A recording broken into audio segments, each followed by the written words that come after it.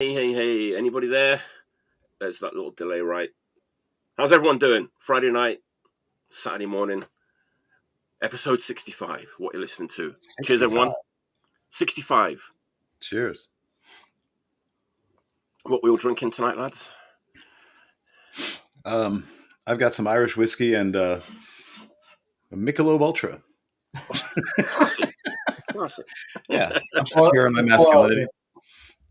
Oh, okay, Sapporo. You've got a funny Sapporo that we don't get over here. It's the weird American one.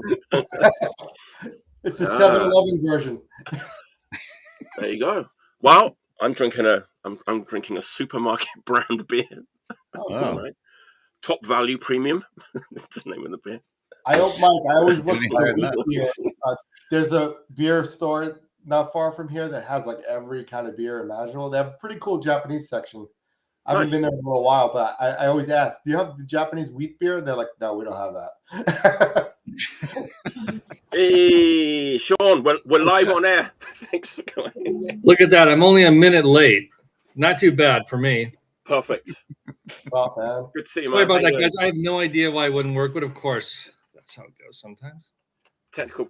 I'm glad I made it. Happens. Yeah. Good to see you. I didn't get a chance to cheer you guys, so I'll cheer you guys later with my pranks and my props. Yeah, it's always the best part of the show. It's like, what's Shawn drinking tonight? Well, it's actually what I was eating. I was eating Capo Crunch. It's a nutritious new Krishna cereal with broken glass and beads. Delicious. Nearly took my tongue out. Where is this available? It's available in a very special farm in northern county in New York. Oh. Under a walnut tree, it pops out. I don't know anything else. I'll add it to my itinerary. Thank you. Yeah, it's going on the list. Travel tip. Cheers, everyone in the chat. It's my birthday coming up, so if anyone wants to send me some Capo Crunch, feel free. I treat you guys with this. Look at that guy. Cool, there he is. I'm glad you made it. So good. There we go. Me too. It's going to be a great show. Mike couldn't make it tonight. He'll come on another time. He's post-tour syndrome. Not feeling too well, right? Wow. The comments are blowing up. Well, it's Paul, isn't it? It's Paul Bear. Yeah. In the comments. Is that the same Paul who bought the CR record off of Black Claw? Maybe Probably. I Paul, think was that you? Did you buy I remember that name in the orders. There you go. Reveal yourself, Paul. Was it you? I sent him the link for it, so he probably. All right. Paul, did you buy the CR? Paul, did you buy the CR? Don't be shy. He doesn't want to talk to us now. No, suddenly he's all quiet now. We'll figure it out. You'll figure it out. All right, let me do the housekeeping and then we'll get going. All right, let's do the thing. Like and subscribe if you'd like to. Don't have to. It's not obligatory. Nothing bad will happen to you if you don't. Well, maybe. Nobody knows that for sure. That's what you bought, Paul. That's what you bought. What else have I got to say? Oh, there's T-shirts coming up. Analog Attack T-shirts, the classic logo designed by Scoots. They'll be available at some point. That's it. Let's get going. We've got 5 records each.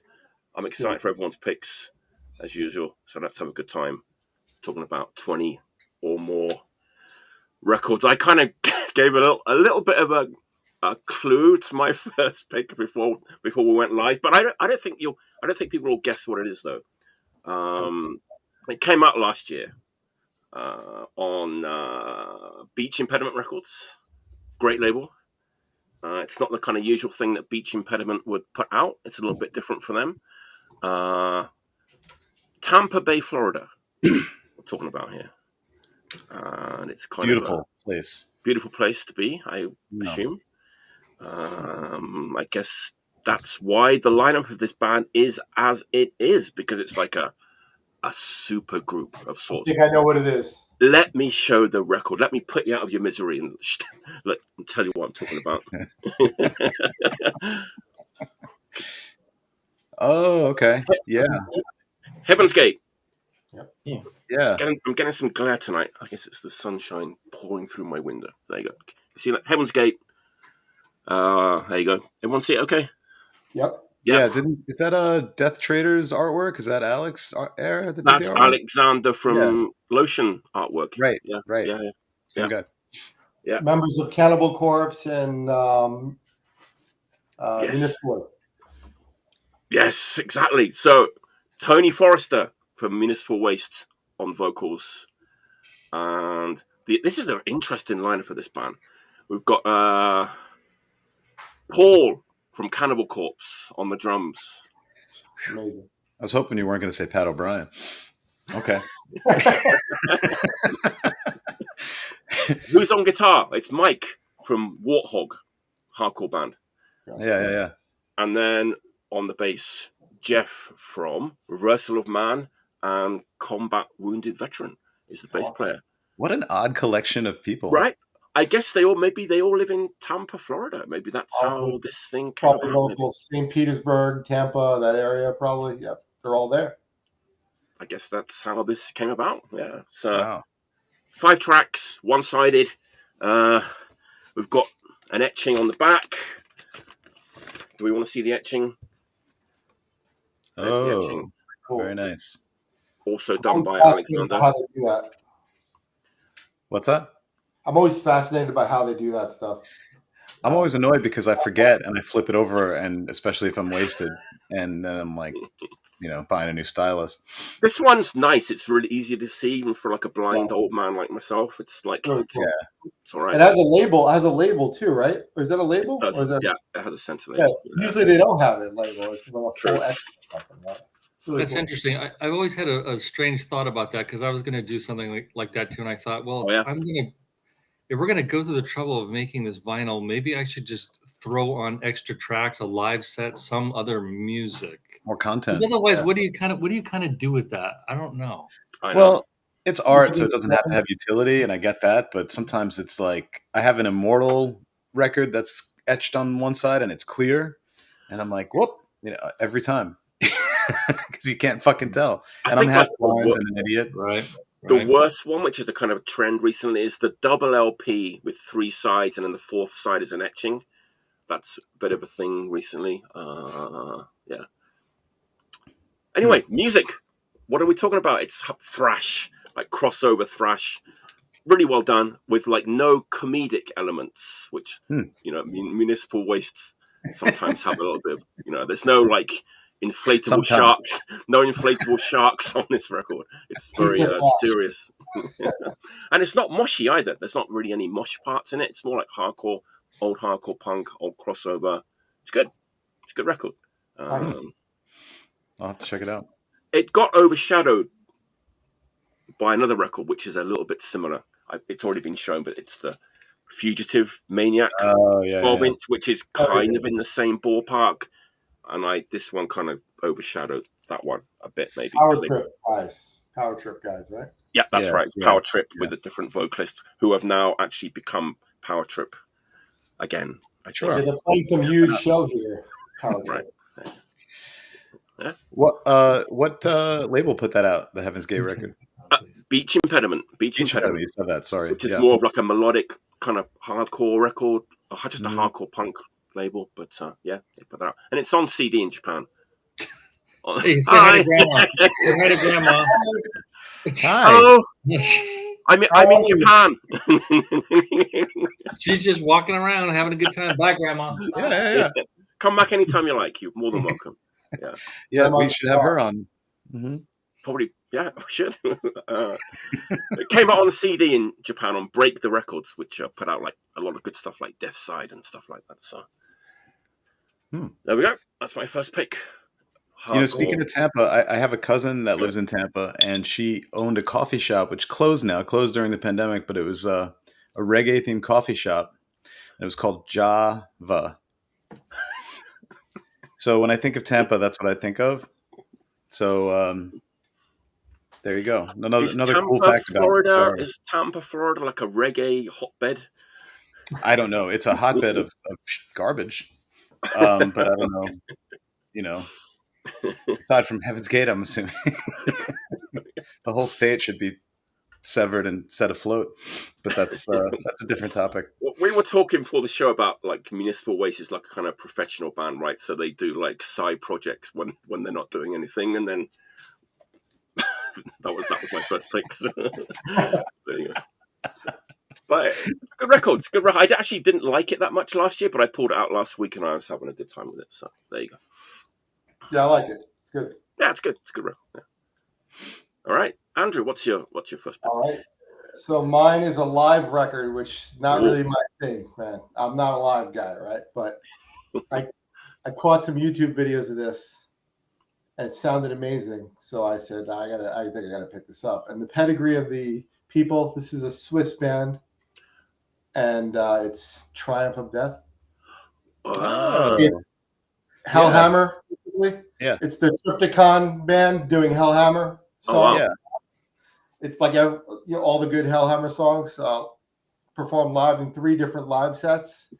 And the only way you know this is a live record is because there's crowd noise. Otherwise, it sounds Tom's guitar tone is exactly Ross, better than Hellhammer on the records. You know, really like modern sounding, and the band is incredible. And his vocals are doesn't sound live to me. It sounds like a studio album. It's real amazing. Andrew, that was the one you sent me. You sent me a YouTube or something of that, right? Yes. Yeah, that's rad. I was singing its praises. It came out last year. It's a double. It's got like my favorite Hellhammer song. The guitar sounds, the tones on that record are unbelievable. Oh wow! Yeah, it's just like, I mean, come on. Where are the live sets from? Come on. It's on BMG Noise. It's like a pretty big release in Europe, I guess. Right. An import here, I guess, in the States. But it's got like a million inserts and stuff. Like they always do a good job on this stuff. And Tom G. Warrior is on top of. It's got a booklet, man. It's got pictures of amazing shots of them playing. He's amazing, man. Like he's really like. He's just not changed, has he? He's just like he knows what we want. He knows what we want. And he does it right. He's got the artistic mind and comes with a couple of different like. And he seems he's very reverent to his fans. Like he seems like a really approachable guy. Yeah, right. Look how much shit is in here, man. This is like worth the $35 I paid for it. It's like really. Well, cool. Andrew, I thought you didn't come to Deathfest in 22 where they played. I thought you were there. No, I don't go to those fests, man. That's not my thing. I don't like that. I don't like those festival things. Oh, okay. I like shows 10 minutes from my house and 3 bands only. I'm with you on that one, Andrew. Yeah. It's something like that's like something worth traveling for, though. Yeah, they were great. I regret not going now that I have this record. I listen to it nonstop, constantly, and that they do a Celtic Celtic. Wait, sorry, I said it wrong. Celtic Frost. Celtic. But I saw them back in the day, and they said Celtic Frost. We're Celtic Frost a lot. I saw them with Anthrax and Exodus in '88, and he said we're Celtic Frost, not Celtic Frost. Wow. He said it. He said his own band name wrong. I think it's because like American audience, man. Is Boston Celtics, maybe? I don't know. But they do Visions of Mortality on this. Wow. Really cool. And it sounds like Frost, it's amazing. Did you guys hear Celtic Frost first or Hellhammer first? Back in the day? Celtic Frost, then I heard Celtic Frost, then I heard Hellhammer. Yeah. Me too. I didn't hear Hellhammer until much later. Frost was first. Right. How did you guys feel when you first heard Hellhammer after being into Celtic Frost? It wasn't as good. Exactly. It was tough, right? It was right. Now you can't say that, right? It was hard to digest. No, Mike D played it for me, and I didn't get it. Yeah. Yeah, the more I like it now. But this is well worth getting, man. This is like just all the best Hellhammer songs, and it's live, but it doesn't sound like it. There you go. My first pick. In one interview, Reed St. Mark said that not even him knows how to pronounce it. There you go. Amazing. Right. Amazing. That's a great first pick. I didn't know of that, the existence of that record. So I'm We going to got check. Kyle Bishop in the chat. That guy rules, man. Kyle Bishop. From Grade and Acrid. Hi, Kyle. What's 35 US in Canadian? Anybody know? About 27 bucks. 27 bucks. It's about 75%. All right. Gotcha. All right, Shawn. What's your first pick? Well, Andrew caused me to reshuffle my stack here. It's his fault. Okay. But this is a band, all the family. We actually got a chance to go and see this band last year, and I can't say it's really been a huge favorite of mine, like long term. But I've always been really impressed with the songwriting, and the lyric arrangements are really, to me, is truly creative and not just slapping words together that seem to rhyme or something. This is the Pixies. There you go. Wow. Okay. So this is the one that came out. I don't know if it first came out before last year. This is Come On Pilgrim with Surfer Rosa live in London. Has a really nice, gatefold jacket. It's well made, but this is kind of weird for me. It's like all black inners, like really nice black, but no pictures. Come on, guys, what's up? It's a. If you like the Pixies, I think you'd like this, because much like the one that Andrew was just showing a minute ago, this is really high quality music. They did this really, really well. And, for my taste, live is in my collection in quite many places. And, it's a mood setting kind of thing. It's not something I won't drive a car and like listen to live music, but live music is something I do in the house. To me, it's like, it gives me a chance to have an imagination about the performance. And this record's worth the money. I really like it. It comes on a really cool looking vinyl. I'll show you guys. What era Pixies is it? Oh, there you go. This is what is this? It's not that old. This is live. It doesn't have Kim. This is like 2 years ago. So Paz was the bass player. Paz Linchetton. Yes. And she's not in the band anymore as of like last week, which is crazy. Why? He was great. Yeah. What happened? Paz, the bass player on that, Yeah. left the band. She was kicked out, I think, but she wasn't. They're on tour right now. But in the press release, but I saw them a couple of times with her. She was awesome. I thought she did a good job. She did, and her take on the Pixies was like, my job is to for not the new stuff, for the old stuff, is to faithfully replicate Kim Deal's bass and vocals. She didn't deviate, Yeah. How are you going to do the vocals? I mean, she did a great job. Good job, though. She did a good job on it. I mean, every time I saw them. Yeah, Paz got kicked out. Yep, there you go. So are they making like new material? They've got new albums out in the recent. They have a couple of albums. I think they have a new one, yeah. Yeah. They have a new one. All right.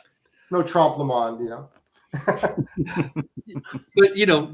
But Frank Black is he's such a creative force. He's really quite impressive. It makes me feel like never picking up a guitar or writing again. I mean, he's just that clever. It's really strange. But maybe because I don't do drugs and stuff. Who knows? His solo stuff is really good too. What's that? I've never listened to his solo stuff. Stuff is great. Oh, the Frank Black? Yeah, it's great. It's that really Honeycomb is fantastic. He's Black Francis as a solo artist, right? Something like that. On some records, he changed it up. Yeah. I saw the Pixies live twice, and the second time I saw them, it was like right at the end of the Kim Deal reunion. Like when they got back together, and Kim was still playing with them.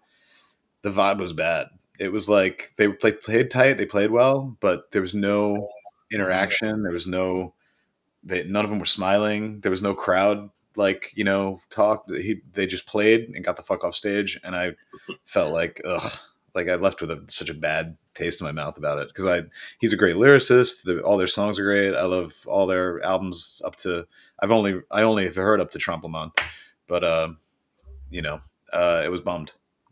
Hey Artie, Loho Studio, obviously, right? Loho. Oh yeah, I'm familiar. Kim and Kelly used to hang out with Victor at Loho all the time. Really? When we were recording our album, Kelly was sleeping on the couch when we came in one day. Oh shit! I had no idea. Yeah, she was cool. She was cool. Huh. They used to record stuff in there. Does that mean he was a good drummer or was literally a magician? Yeah. Both. Yeah. The bass player, Kim from the Muffs, was in the Pixies too, and she got kicked out. Rest in peace. There you go. Rachel just mentioned her. Yeah. There you go. Oh. Nice. What's the best Pixie studio record? What are we thinking? Oof. I say Trompe Le Monde. Or your favorite? Myself. It's my wife's favorite too. She's a big fan. I'll let Shawn answer before I jump in. I don't know. Like, to me, songs stick out like "Dig for Fire" and things like that. That's like, to me, those hit hard. I like Doolittle a lot. Doolittle's great. Also a good one too. Surfer Rosa. Surfer That's Rosa. fine. Surfer Rosa to me seems like they were unhinged a little bit, and they kind of. That's the early one. I think that's the early one. The first. I think that's their first studio. The first one I thought was shit. It was more of an EP. I don't know. Anyway, but yeah, Surfer Rosa felt like they were just like a little bit off mentally, and it's great. It feels very schizophrenic. Listen, and the lyrics are great. So, who does? What's the album? What's the label? AD 3AD, 4AD, right? 4AD. I used to think that was his label. Whose label is that? Is that a British label? It's a British label. The guy that runs it or owns it, he passed away recently. Oh, really? Forget his name. Someone let us know in the comments. But like, what that label is unbelievable. Like the stuff that Cocktail Twins. So many great records on 4AD. Yeah, Small Coil. Yeah, Small Coil. Hell yeah. Pale Saints. Mm-hmm. Yeah, so many good bands on 4AD. All right, that's a great pick. Thanks, Shawn. My pleasure. Oh, is it my turn? Sure. Yeah, Artie, what you got? Well, kind of we talked before before we were live about bad formats. So this is, I'll get to that. But my daughter, for Christmas, wanted to buy me. She's 6 and wanted to buy me a heavy metal record for Christmas. So my wife took her to Tone Deaf Records, which is the local record store that we all go to, and had her flip through the albums and pick one with a good cover in the metal section. Oh. And she came up with a 10-inch, which, as we know, is like just the true burden of all record collections. and came home with this. Wow. And so this is what I unwrapped on Christmas morning. Scarecrow.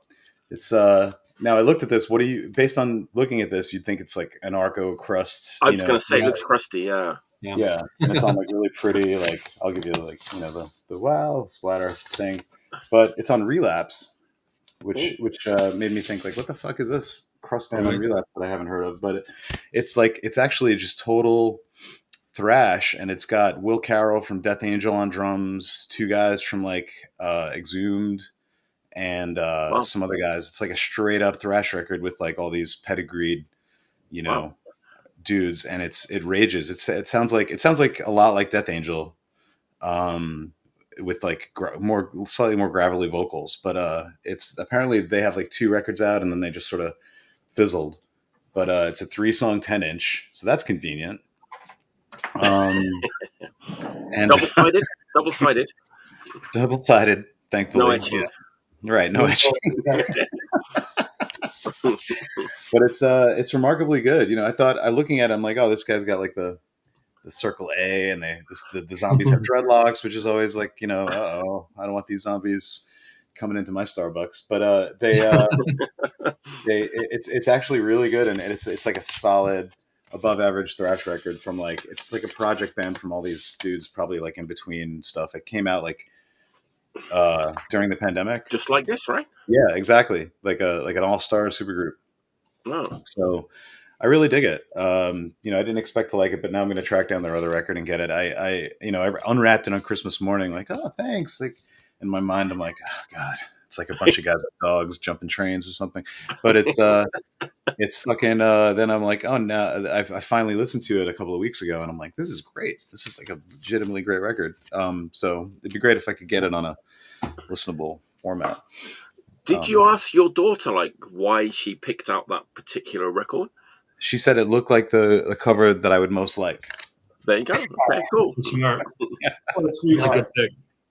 Yeah, That's great. right Oh, at the that's Death lovely. Side. So it's got like a weird pirate element to it. So I don't know. That's a I don't know if they would if they played for 6-year-olds, if they played on like the Disney Channel or Nickelodeon, they would probably kill it.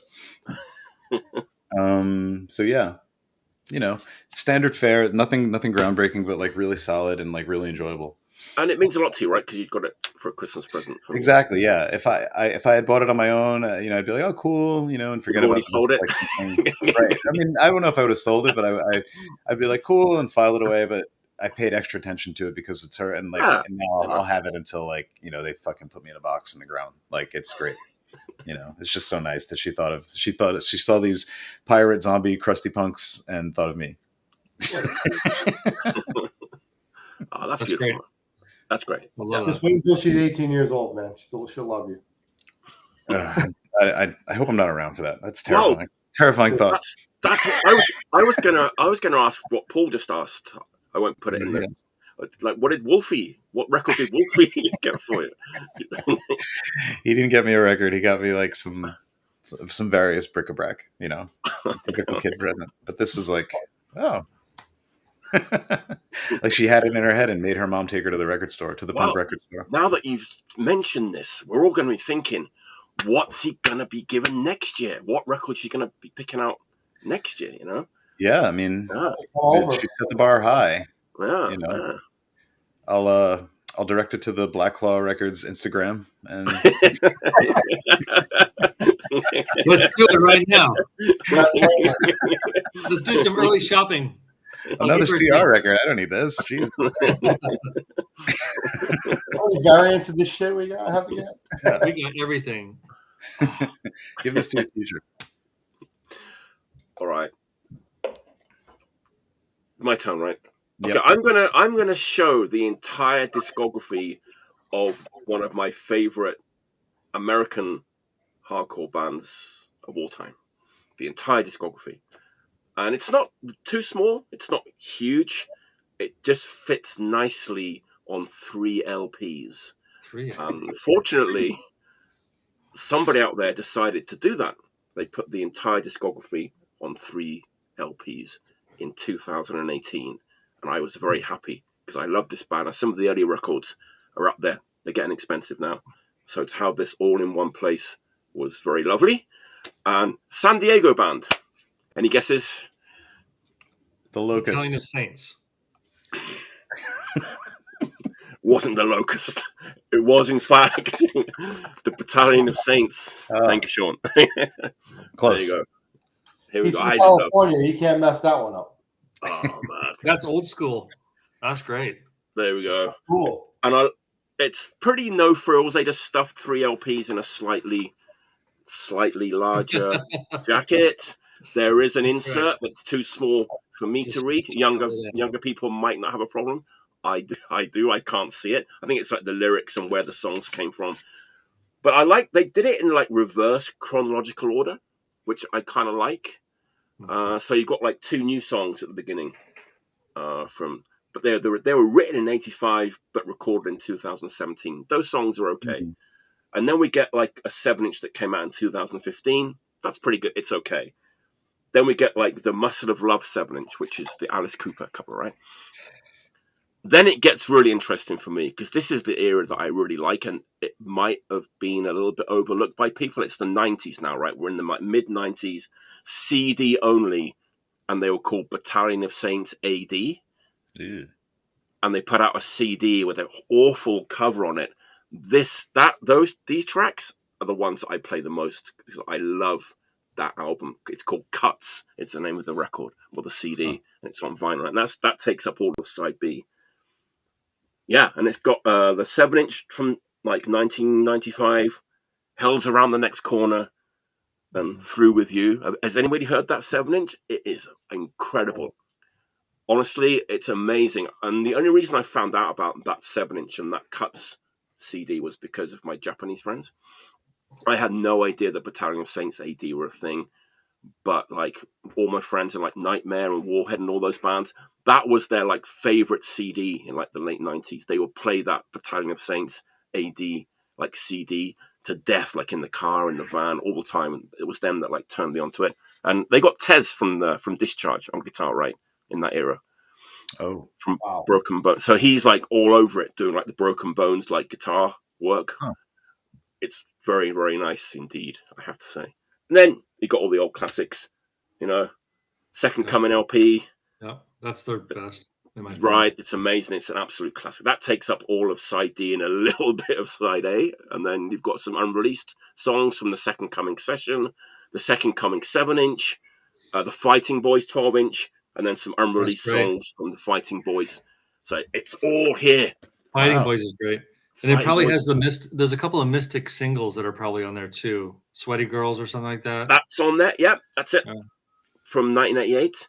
And the Rock in Peace compilation from 1987 is on there too.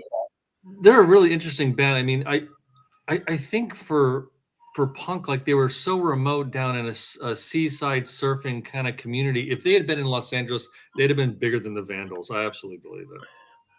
I mean, for me, they're up there with like Poison Idea. There is Hark.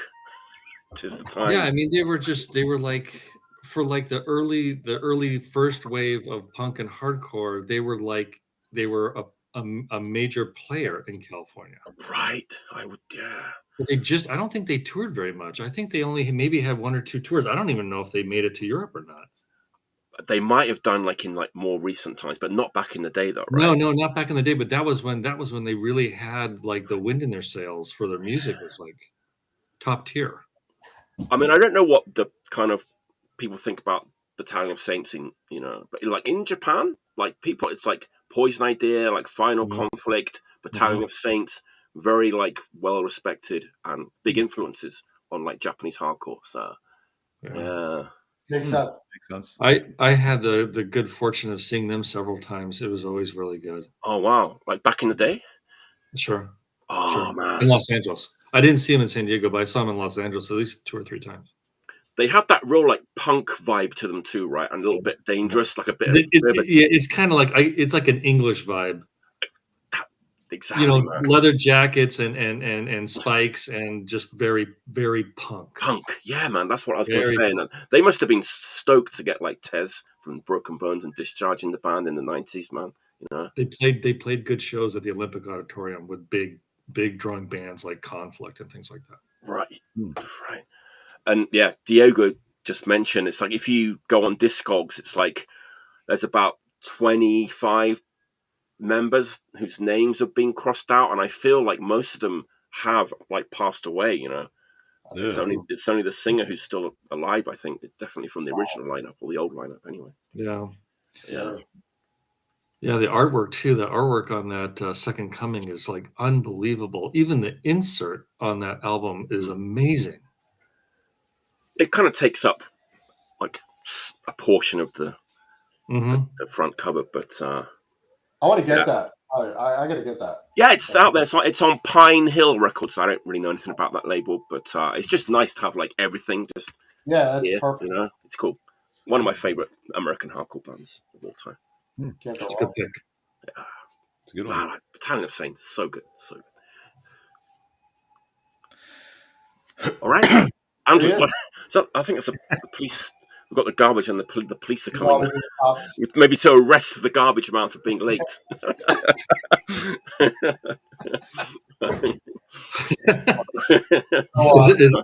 Is it like a Japanese joke? Serious offense in Japan to be late now. This was hygienic regulation has been broken. Yes. All right, Andrew, what's your second pick? So I was in a record store yesterday, and I picked something up, and I decided that was going to be my pick instead of this. I switched it out, but originally I was going to pick this. The Good, the Bad, and the Ugly comp 7-inch. It's a three triple 7-inch. It's a triple 7-inch. It has cavity on it. That's why I picked it. Because of you, Mike. I talked about cavity last week. Was it last week? Last week, and it was that was a great pick. But this 7-inch Good, the Bad, the Ugly has like a sludge 7-inch sludge bands like 16, Toad Liquor, Cavity, Thug, and they have like a noise rock one with La Gratona and a couple other bands, Craw, and they have a grind one with like Apartment 213. Wow. It's like a mix of all three. It's really cool, different styles. But when I picked this record, so I decided I'm going to replace it. So, but I wanted to show it because that's not it's related to yours. So, but 3 years ago we lost an amazing vocalist and changed the death metal scene forever. LG. Oh. And I saw this. I didn't have it. I had the CD back then, and I was like, "Oh, I got to get this on vinyl because it's like after Wolverine Blues, and it's more rock and death and roll, but it's a great record.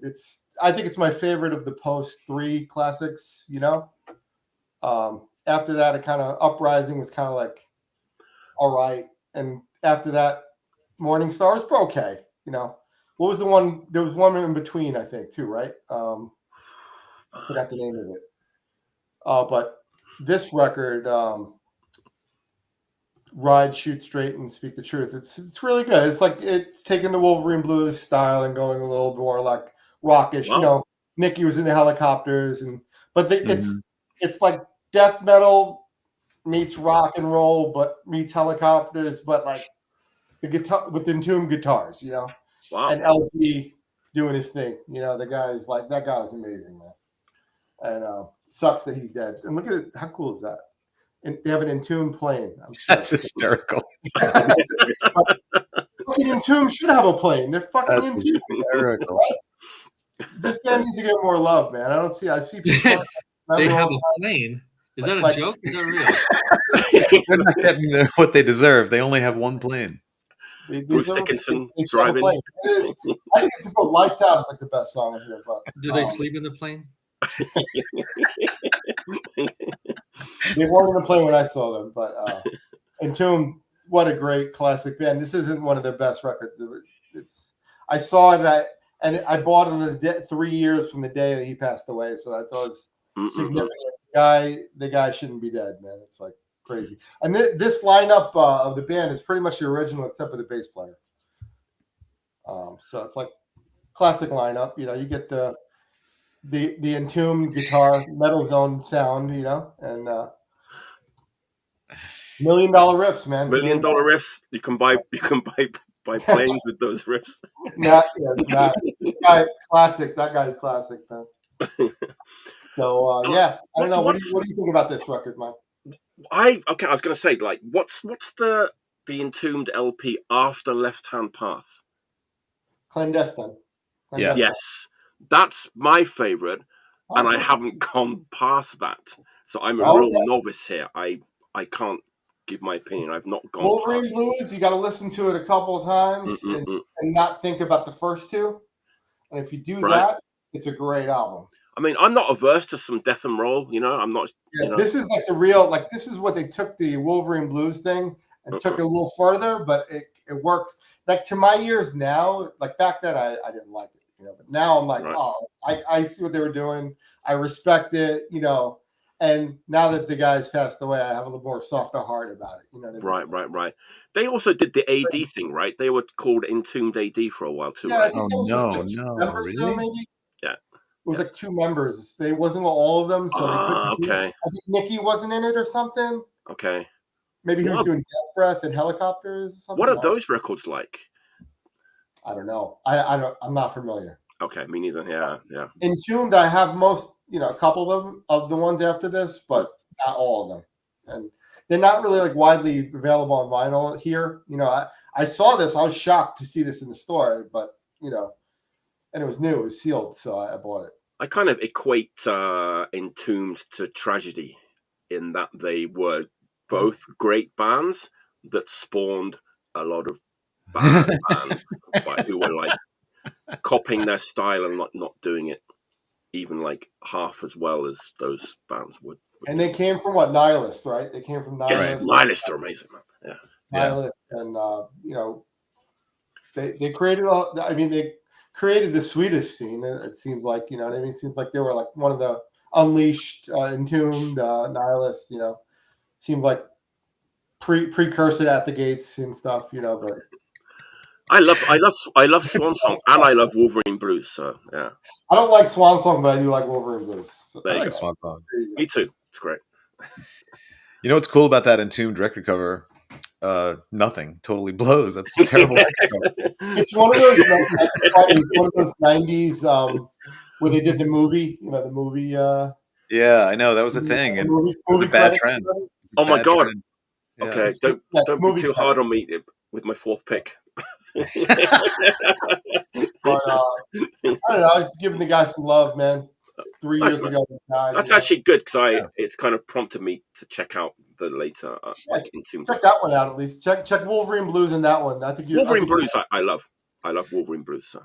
I don't know anything past Wolverine Blues, so that now I'll have to check that out. You'll like that one. If you like Wolverine Blues, you'll like it. They're not straying too far. They're going a little more helicopter rockish. It doesn't sound like helicopters. I like helicopters too, though. So no, it doesn't sound like helicopters, but I'm just saying because Nikki's in the band, it's Right. going like a little more rockish, but still got the death metal guitar. Gotcha. Okay. Nice. And LG's vocals. He's not singing clean on this. You know, he's guttural, but he's kind of like, you know, on the rock side a little bit. You know, it's cool. Nice. I'm gonna check it. Yeah, me too. LG Petrov, man. Rest in peace. All right, Shawn, what's your second? Well, you guys might need to help me on this one. I'm not really too familiar with this band. I actually picked this up just a couple of days ago, but I really, really liked it. It's there may have been a comment earlier in the show, something about bands that spawned during the pandemic because people had a little bit of time on their hands. People figured out how to do remote albums. This is Chain Whip. Oh yeah. Call of the Knife. And I don't know how you want to, like, to me, this sort of has reminiscence of just like real hard punk rock, like GBH kind of things like that. Like the styling kind of came to me on it. Every song on this record I liked. And it wasn't that they were complex. There's not a lot of like narcissistic lead guitar or anything like that going on. It's just like very consistent, well designed, simple punk songs. And every single one of them, I liked it. I give this 5 out of 5 stars. If that even means anything to anybody, but I can't recommend it more. I mean, it's an import here in the US. I don't know, maybe you have to pay $25 to get one. It's on La Vida Es un Mus, right, Shawn? Beg pardon?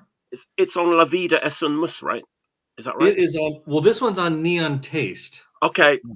Maybe it's under license or something. Label? That might be the band's label. Okay. Yeah.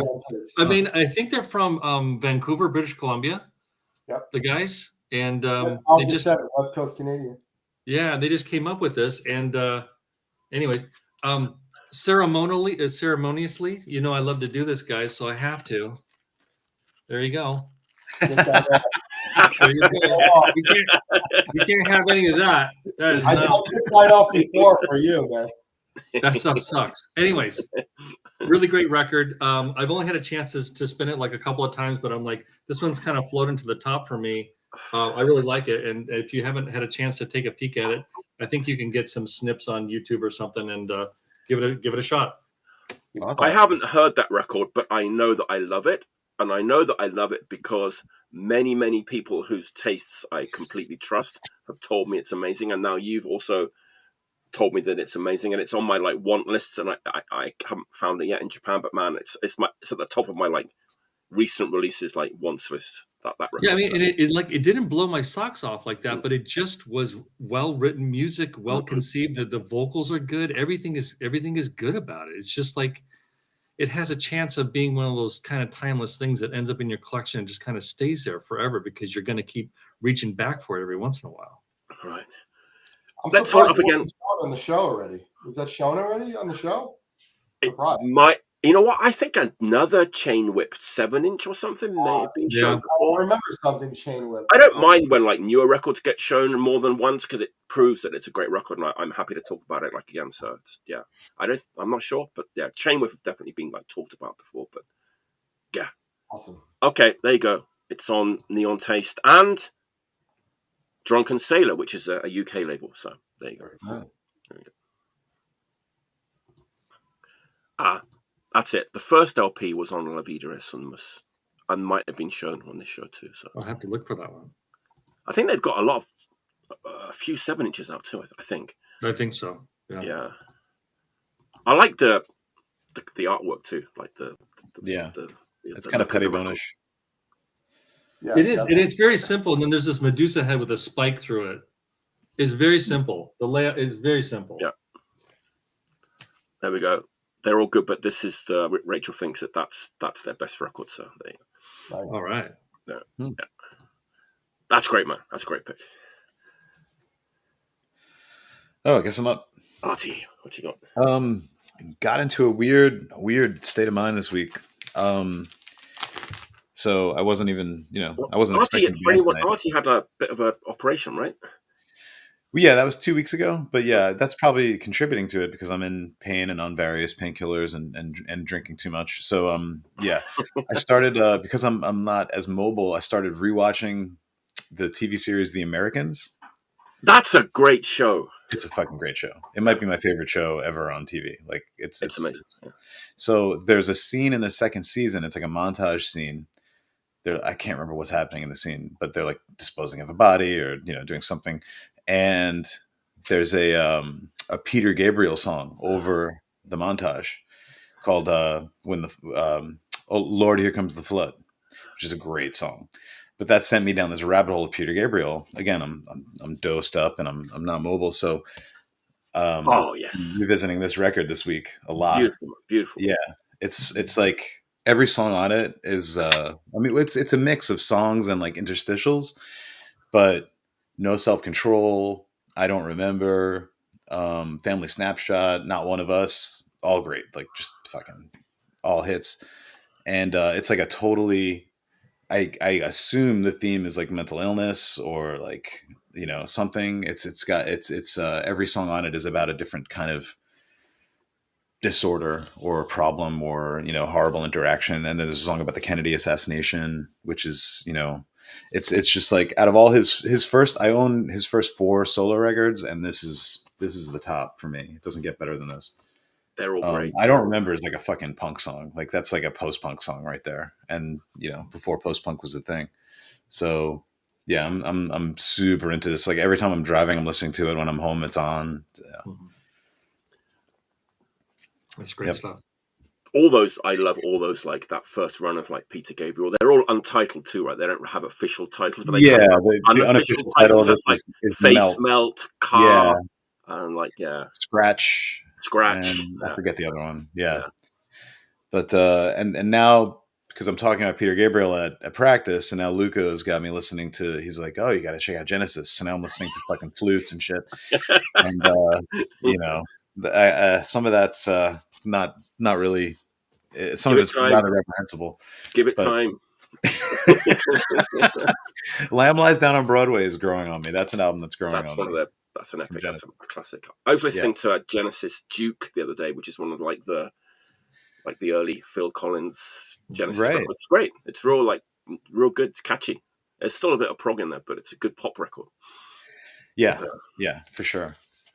I was actually, and again, I'm drunk. I think a lot of my narratives revolve around me being drunk, which is healthy. And I was trying to convince my band members to cover Land of Confusion, the Genesis, the later Phil Collins.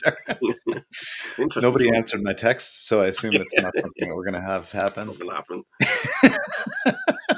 That can be the B-side of your upcoming 10-inch. Yeah, or triple 7-inch. Or triple 7-inch. Right? Yeah, triple flexi. Man, when I was a kid, I don't think it's on that record, but the single Games Without Frontiers. That's on...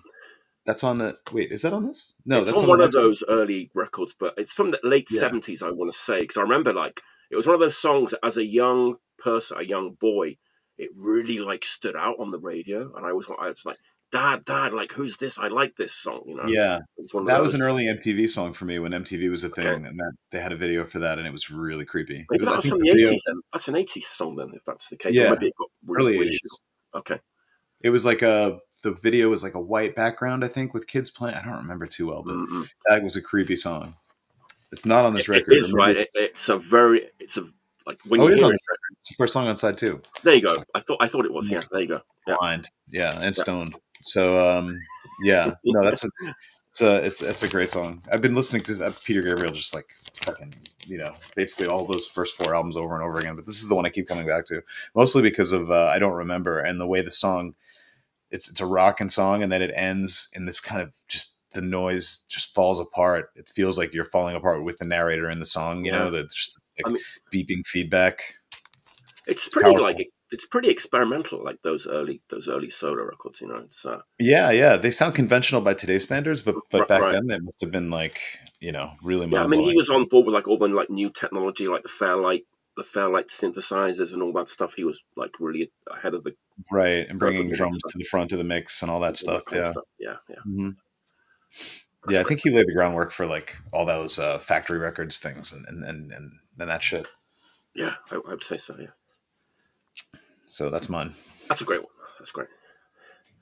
Okay, so like it might not seem so, but I usually do like a little bit of research before I talk about records each week. Did none for this one. Nothing. Just nothing. Absolutely zero. UK 1993 Creation Records, which like is in kind of the middle of the Britpop era, Britpop boom. This is not a Britpop record. It's one of my favorite records of all time. This band is still around. I think they put out some new records recently. Any guesses?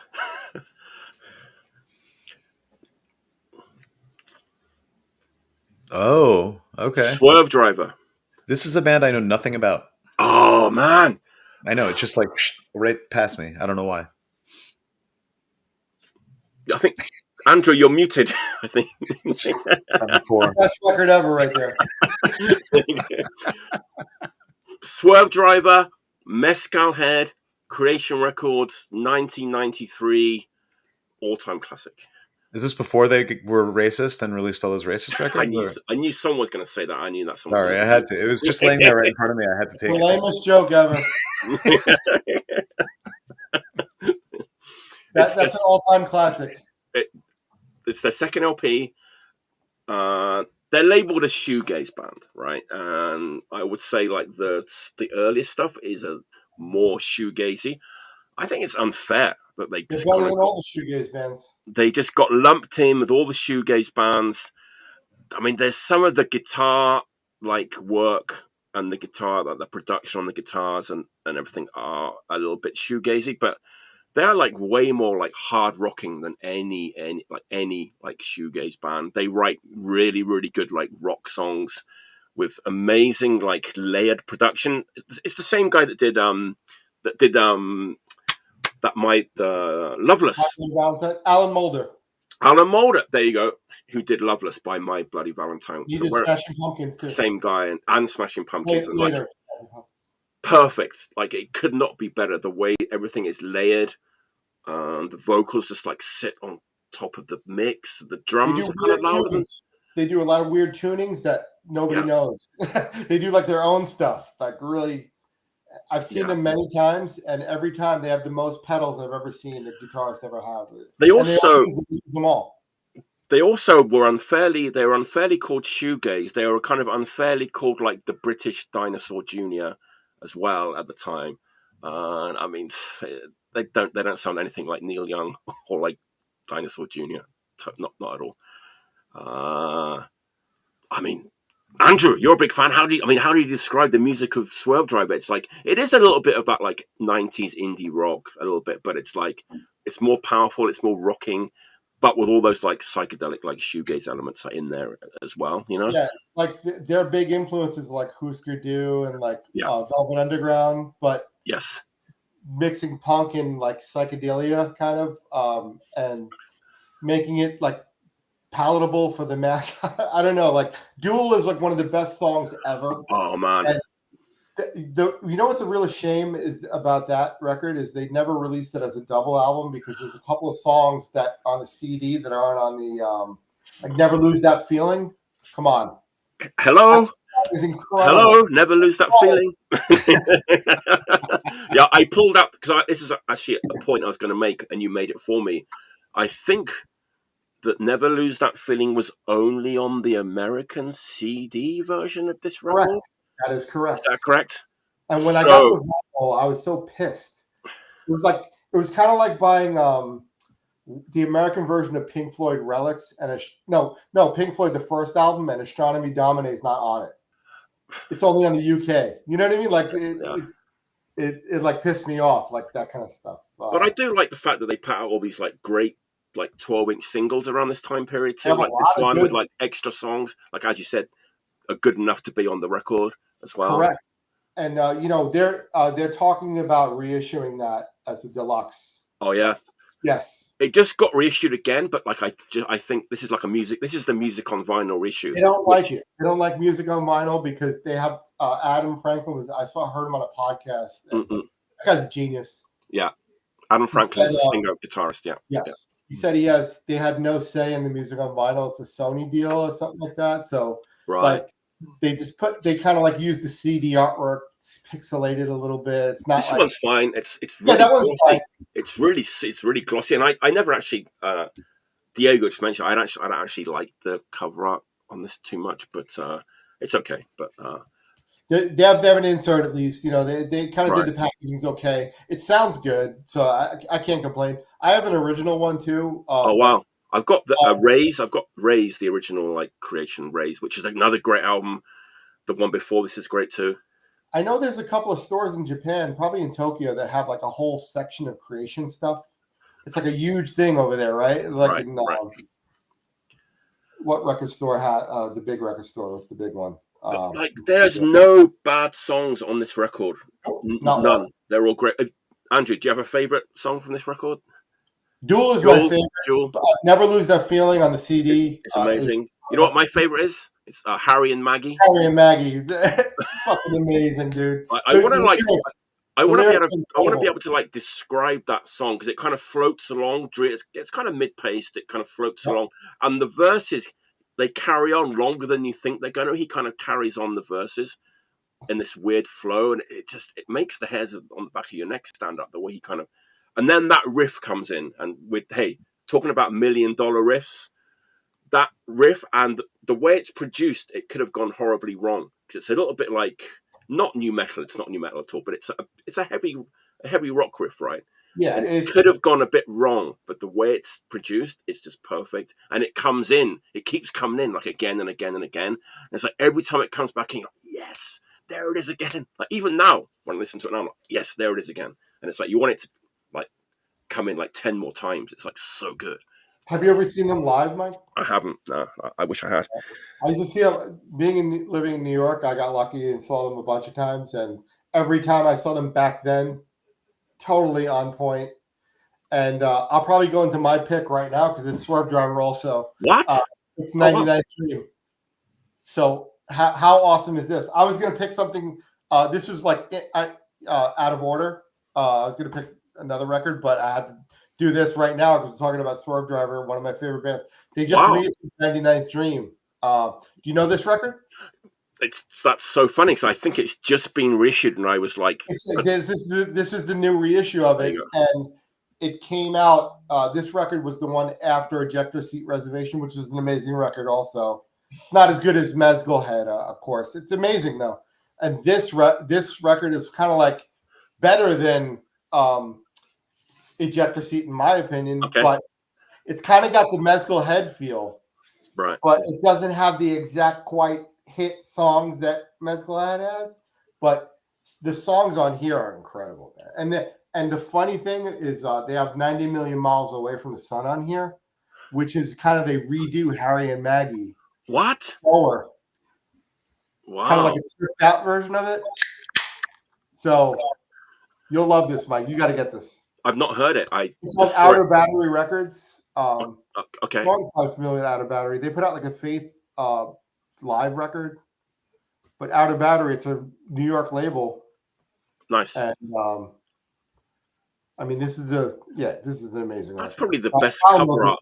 That's probably the best cover art that they have too, right? This is not the original cover art. The original cover art has like these kind of claymation type versions of them, but this is like a different reimagining of the cover, which I like this better. I like it. It's proggy. It's like a prog rock. Coca-Cola, planets and stuff.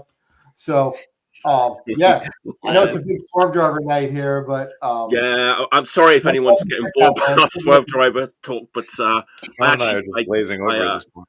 I'm glad you picked that record. I bought out all the other 12, the other 12-inch Very EPs cool.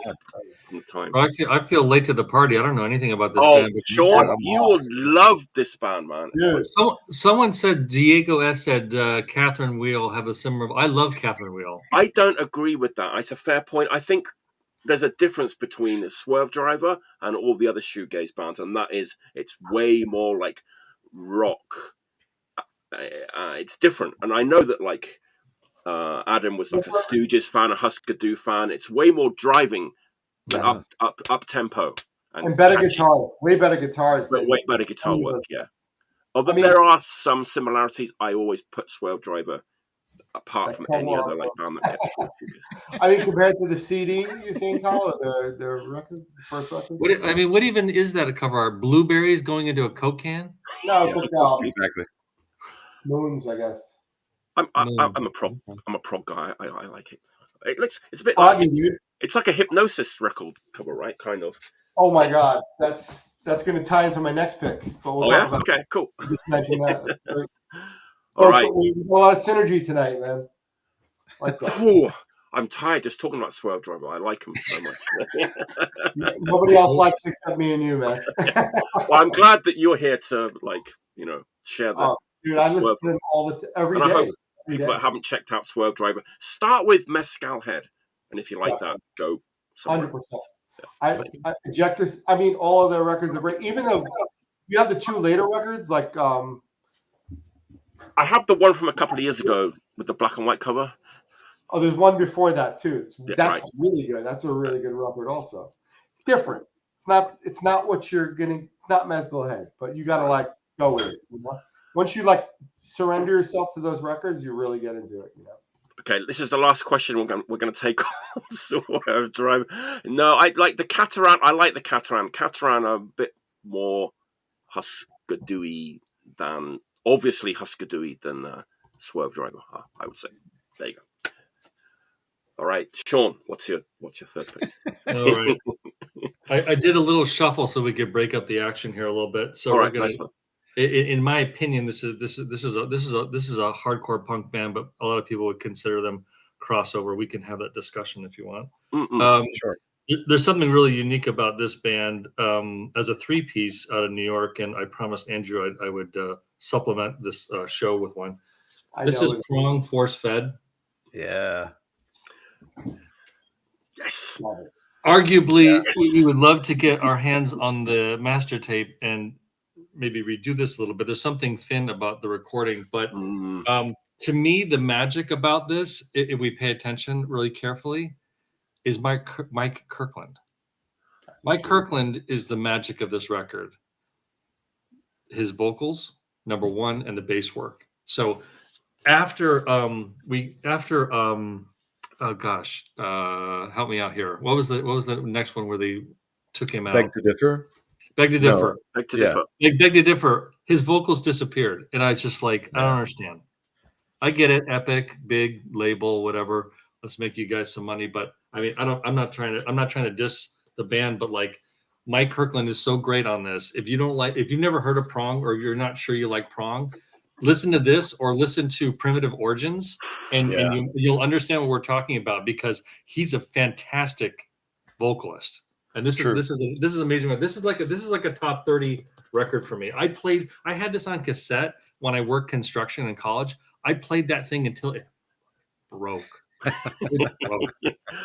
Oh man, I love this record. It's on Spigot, and the Primitive Origins on Spigot. I don't think they worked with Spigot after this. I think it was all major label stuff. But anyways, Prong Force Fed is fantastic. I wish they'd stayed on Spigot, and I wish Mike Kirkland had stayed in the band. But what are you going to do?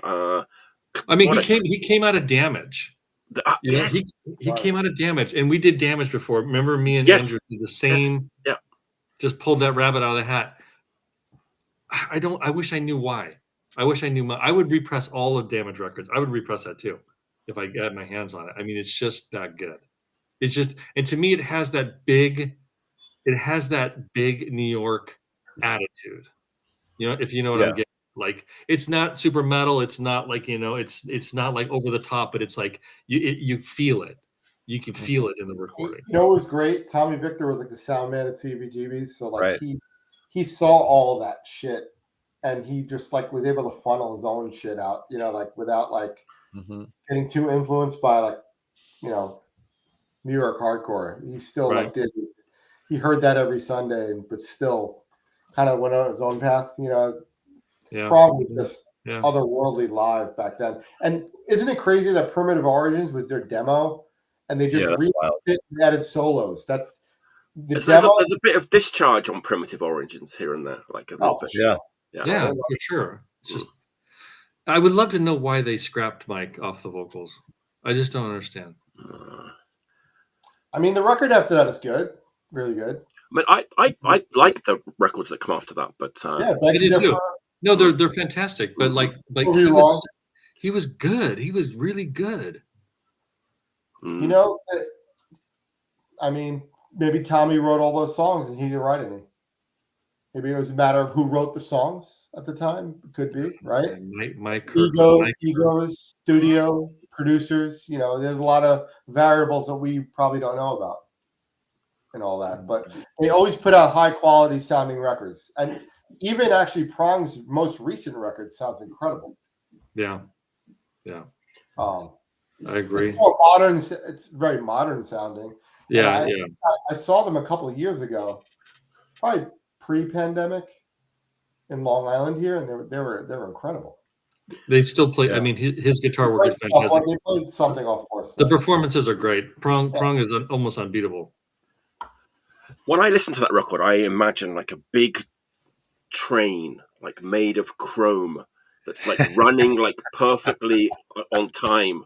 It just sounds like a juggernaut, a train made of like shining metal, and it's very precise. But it's a precise machine. Oh, why is that? That's because of Ted Parsons. I mean, that guy.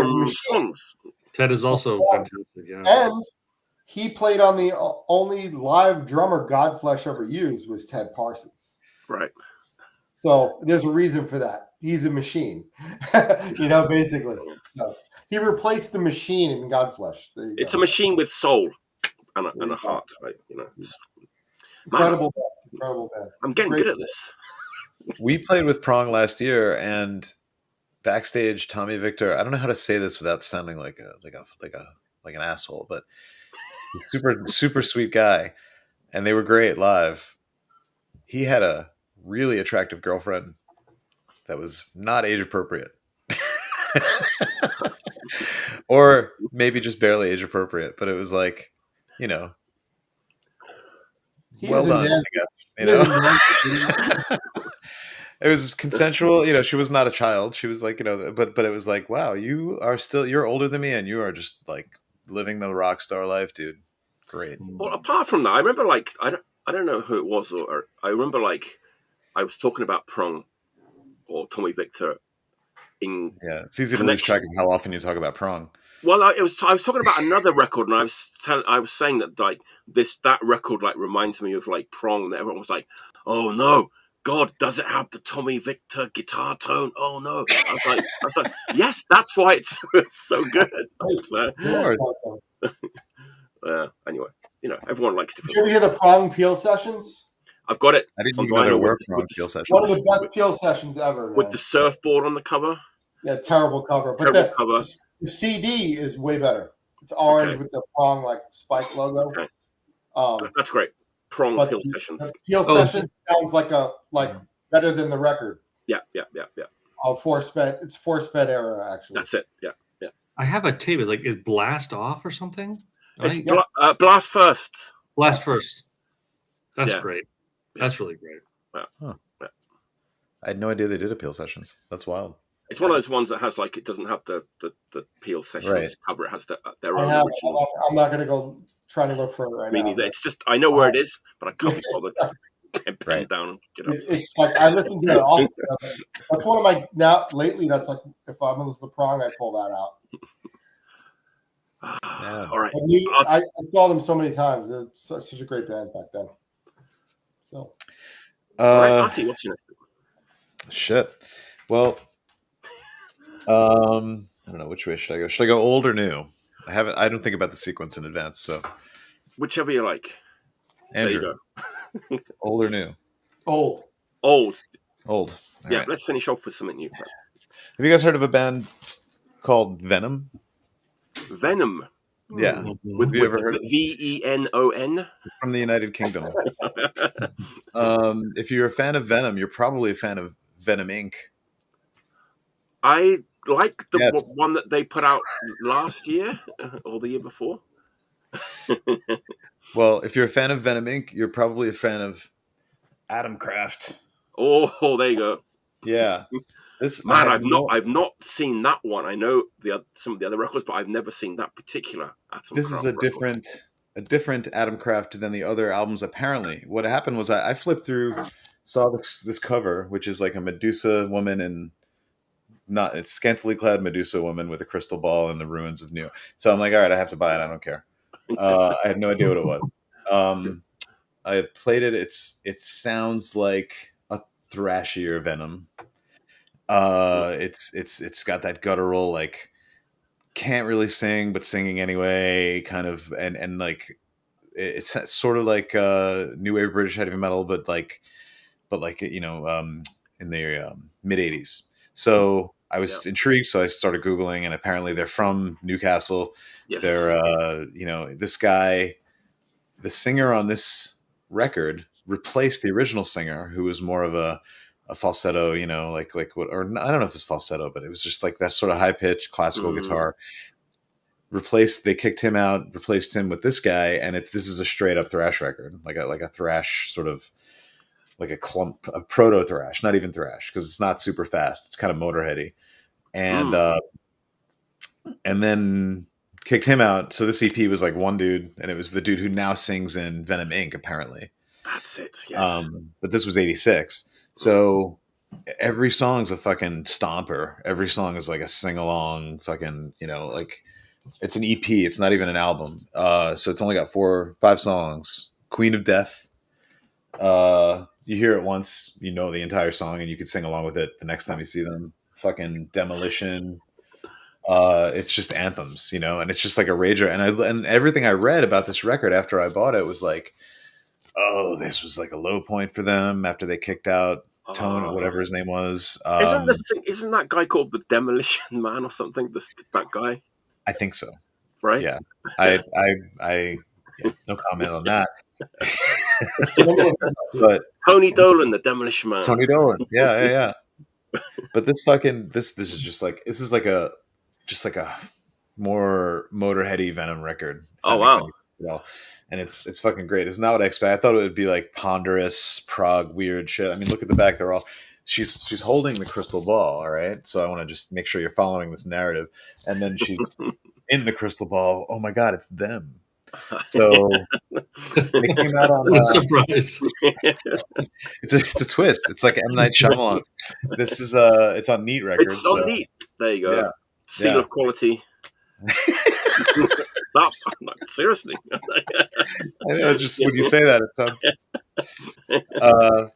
Yeah, so this was like a great find. This was like a totally random find. I wasn't looking for it, and I expected the worst, but this is a keeper. So yeah, I gave up on that band like after Future Warriors. I think was one of the early. That was the first one, yeah. And I tried to listen to that after this. I listened to it on Spotify, and I was like, this is a little fruity. It's not really my thing, but this, this is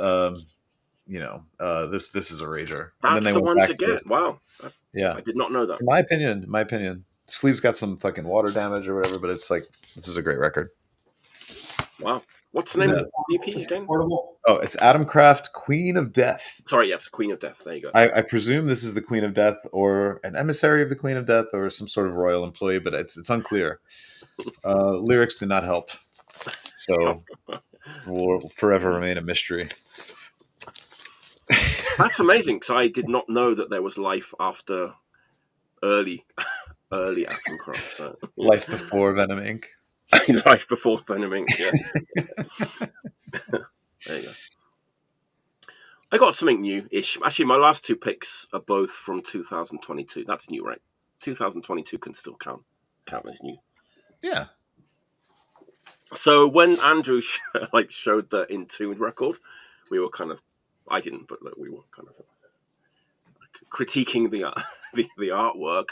I bought my next pick because of the artwork. I saw this record at Disc Union. It was very well priced. I just loved the look of the record, and I knew the label that it's on. So I was like, okay, I'm going to take a chance with this. And I'm glad I did, because I've been having a good time with this record. Swedish band. And let me show the record, and you can be honest about what you think of the artwork or the cover. Don't hold back. Uh-oh. Here we go. We're going in.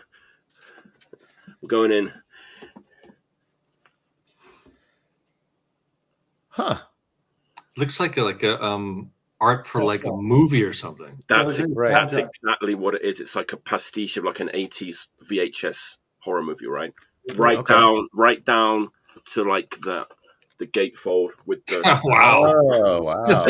Come on. This is it looks like a cassette tape cover. Right? It's amazing. Then it's like, and it's got like the fake like stickers, you know. Yeah. Doom. €4 charge if this record is not played loud. Wow. And then it's got like the R rating here. The band is called Endtime, and the record is called Impending Doom. It just looks like an 80s horror movie VHS, right? It's amazing. Like, I mean, I just bought it purely based on this, and it's like, if the music's good, that's going to be a bonus. Luckily, the music is good, but yeah, it's on Heavy Psych Sounds, which is like more of a stoner rock label. They put out bands like, you know, Acid Mammoth and Belzebong and Stoned Jesus and bands like that. This ain't that. This is a kind of more reminds me of this. Oh yeah, that's the same kind of idea, right? The 80s. It's got there you go, and it's got like the fake stickers and stuff on it too, right? That one. Right. Yeah. And it's like the band that's under contract by a label, and they have no say in the art, and they just hire someone who has an idea about what you do. Like what's going to sell records? Just hire an artist to make something. I did look it up. I did do some research on this. The guy that did this, man, like I don't know if this will mean anything to anybody. He did like the Godzilla Showa era box set artwork. Of course. He did like the Night of the Living Dead soundtrack. Oh wow! One of the most recent ones. He did not even involved in the music. Yeah, the House of a Thousand Corpses LP soundtrack cover. So he's a big guy, and like this is his thing, right? Like the horror thing. So, yeah, that's great.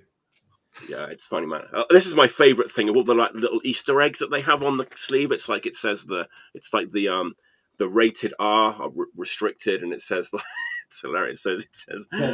Rated R contains cynical messages concerning the inevitable end of mankind. It's beautiful, man. These guys are great because, like, they're using psychology, reverse psychology. They want little kids. I got to get a hold of this. This is really going to open my eyes. And the bonus is, it's a great record. It's like kind of traditional Doom, but I don't know if like the artwork fools you into believing it, but it does sound like doom metal as a soundtrack to a horror movie. It just does. I think it's just because the artwork is so good, you're immediately kind of transported. Yeah, that's the same gimmick of like a B movie with a beautiful front cover, and you play it and it's just trash. This is a great record though, man. It's like no frills, meat and potatoes doom, but it's like the singer isn't like an opera singer. He kind of like, he has like, I've seen some complaints about the singer, and when I see a metal publication complaining about the singer, I usually know it's going to be a good record. You know, it's like the singer can't sing. Great, let me buy it. You know, because he doesn't have like an operatic voice, or he just kind of like sounds like an angry Swedish man, like I don't know, like, monotone. 2022. What's that? 2022. 2022. Endtime is the name of the band. Nice. The Impending Doom, and like I don't know, man. Even the lyrics are good. They have a song called ICBM, and the lyrics I've got to read the lyrics. Hang on, let me get it. Nuclear blasts line the eyes, wall of fire, and mankind dies. Nuclear war, nuclear holocaust. Those are the lyrics. I mean, this band is basically perfect. What's he trying to say? What's label is it on? It's on Heavy Psych Sounds, Ah, which puts out a lot of like stoner doom. yeah. This is not stoner doom. This is like horror movie doom. New Okay. genre. Just made it up. There you go. Horror movie doom. Yeah, that's worth checking out. Yeah. Swedish. Cool. And I like the fact that one of the guys is wearing a Devo shirt on the back. Nice. So you know that they're not only listening to metal, you know. Yeah. I mean, How did that check it get out. past the artist? He's spending $100,000 on the front cover art, and he got a Devo shirt on the back. They didn't need to put this picture on the back, but I guess they said, "Please, can we have our picture on the back?" And there's also a song called "Cities on Fire" with the burning flesh of men, which is That's the same as the ICBM song. the icing on the cake. Exactly. Isn't that a Blue Oyster Cult?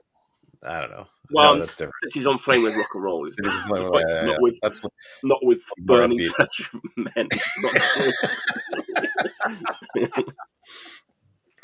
There you go. That's my fourth pick. That was very entertaining. I like that a lot.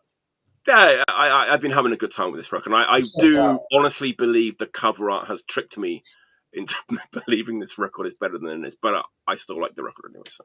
That's how you know it's a good cover art, yeah. Yeah, kudos to the art director. So, Kudos to the art director. It's me. All right, Andrew, follow up that. You talked about Hypnosis before. Yes, Hypnosis. I said the Swervedriver record looked like a Hypnosis cover, right? That's right. And this is a Hypnosis cover I'm going to show. But the reason I'm showing it is because I saw the documentary on them recently. There's a documentary about Hypnosis. And for anybody that doesn't know, Hypnosis is a famous art duo that created like Dark Side of the Moon cover, Houses of the Holy, Peter Gabriel, Artie. They did the Scratches cover. Oh, wow. Yes. Okay. They do any famous cover from the 70s and UFO. 80s. Did you say UFO? Force It? I didn't say UFO, but they did Wish You Were Here also. Yes. Yeah. All famous rock covers from. They were friends with Pink Floyd. They came up together and they did a lot of their covers. And did Led Zeppelin later on. Interesting. I said that already, but this band, I saw them in the documentary and I forgot how good they were. Wishbone Ash. Fucking awesome band. This band influenced Iron Maiden.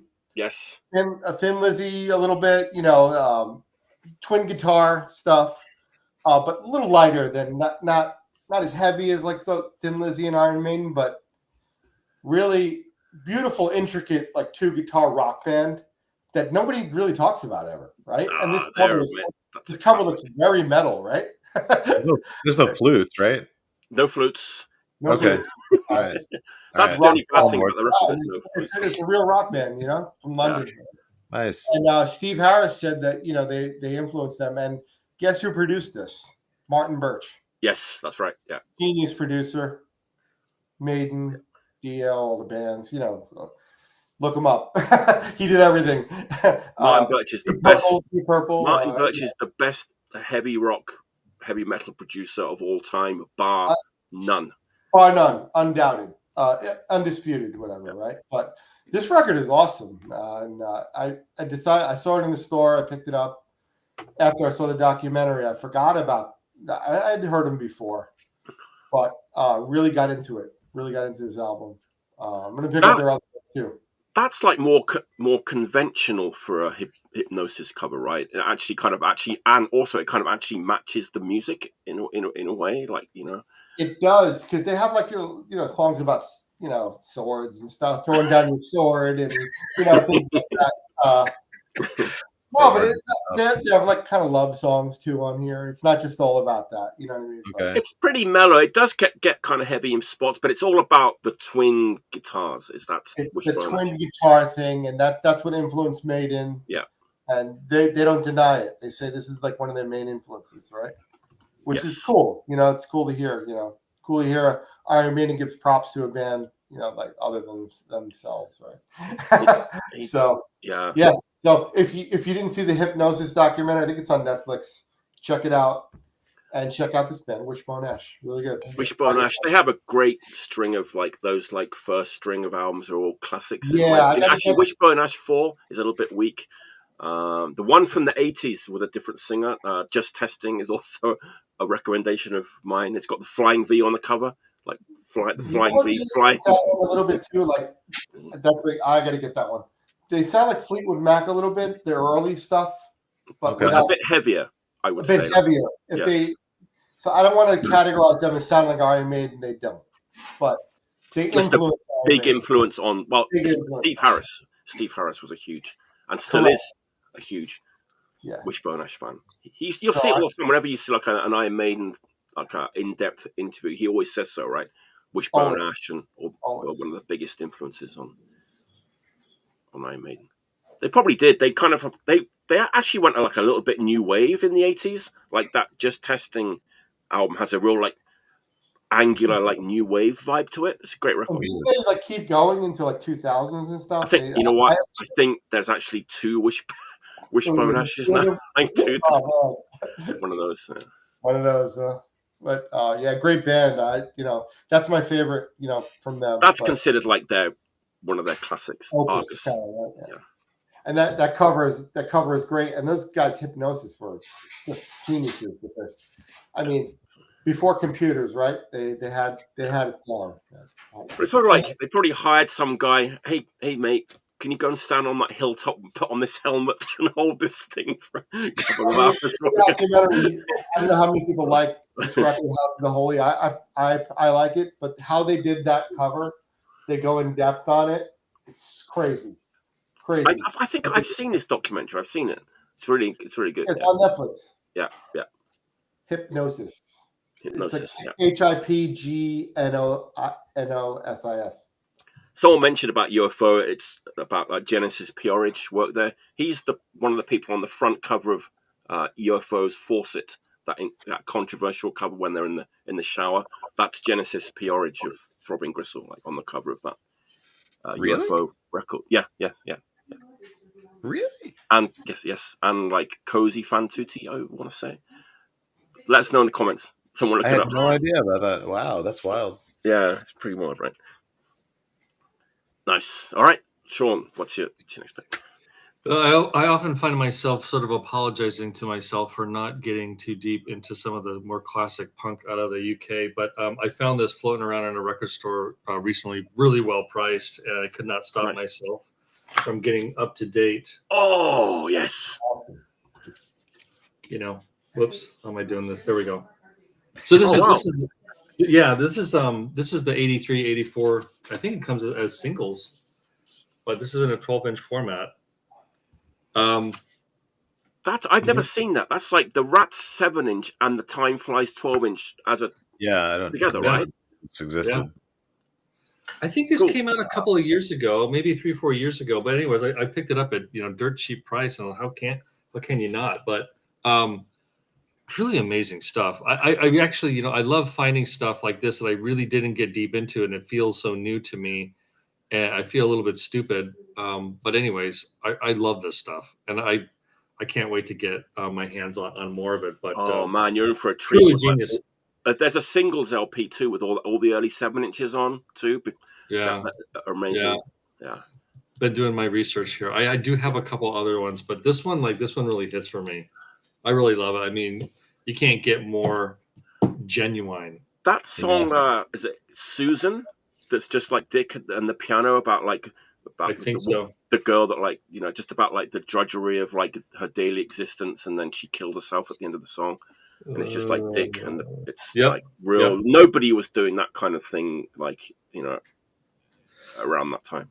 And look at these songs. I mean, the lyrics on these songs is like writing a book.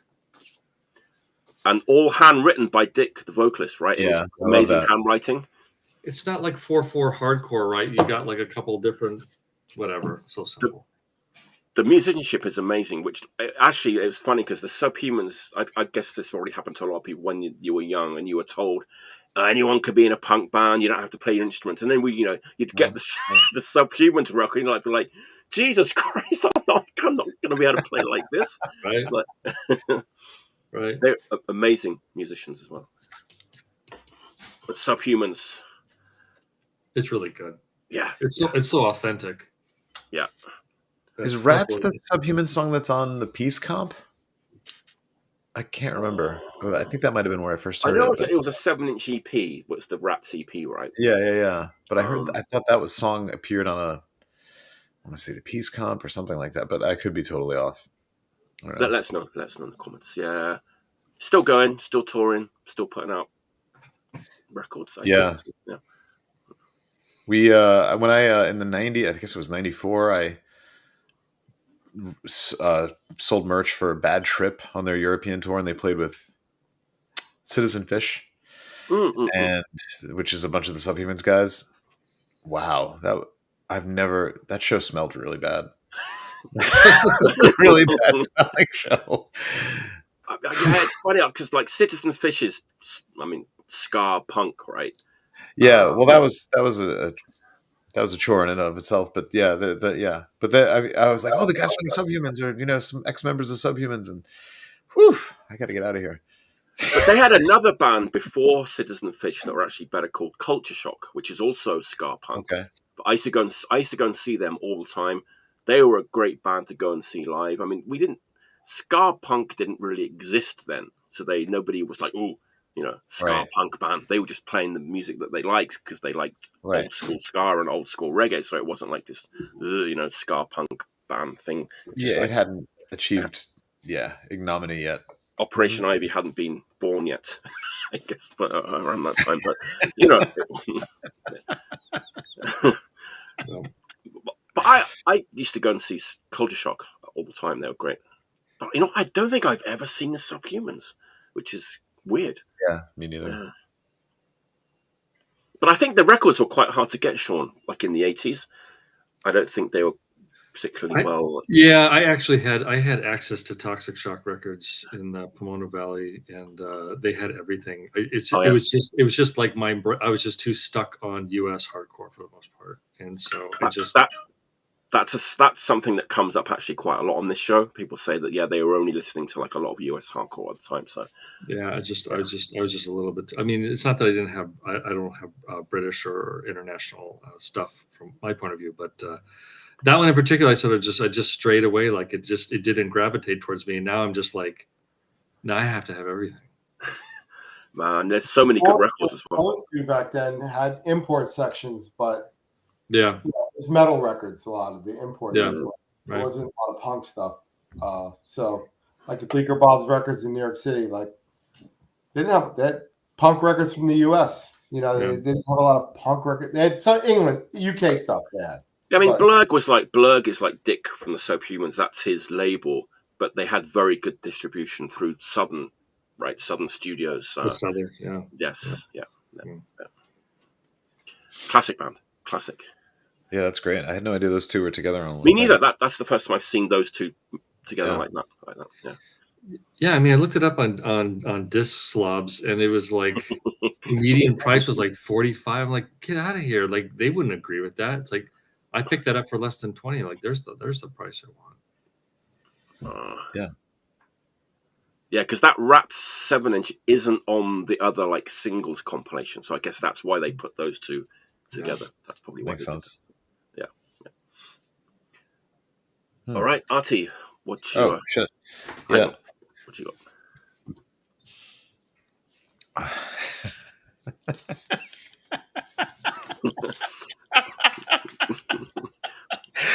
That's science. That's just fucking logic right there. Everything runs downhill. We talked before about death metal before we were live, and how a lot of stuff just kind of modern day stuff, right? Modern death metal, yeah. My problem with a lot of modern death metal, including bands that I legitimately like Skeletal Remains or whatever, is that you can listen to an album and it's more of a vibe, you kind of appreciate the album as a whole versus this song or that song. All the songs kind of blend together, for a lot of modern, a lot of newer death metal bands, I should say, current. This is not a band like that. This is a death metal band from Chicago that is a bunch of younger people, even younger than the people on this this current video. If you can imagine.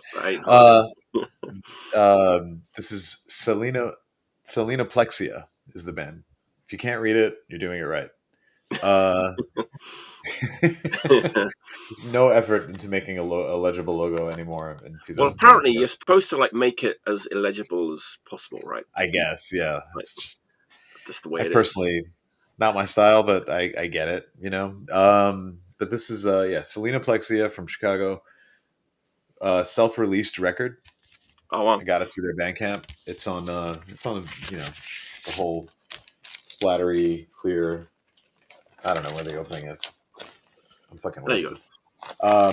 They female vocalist, which not as common, more common now than it was at one point, but it's still kind of interesting when that happens. So not that you can tell because it just sounds like death metal vocals. But they have actual songs. They have it's a sort of high, which is a thing now.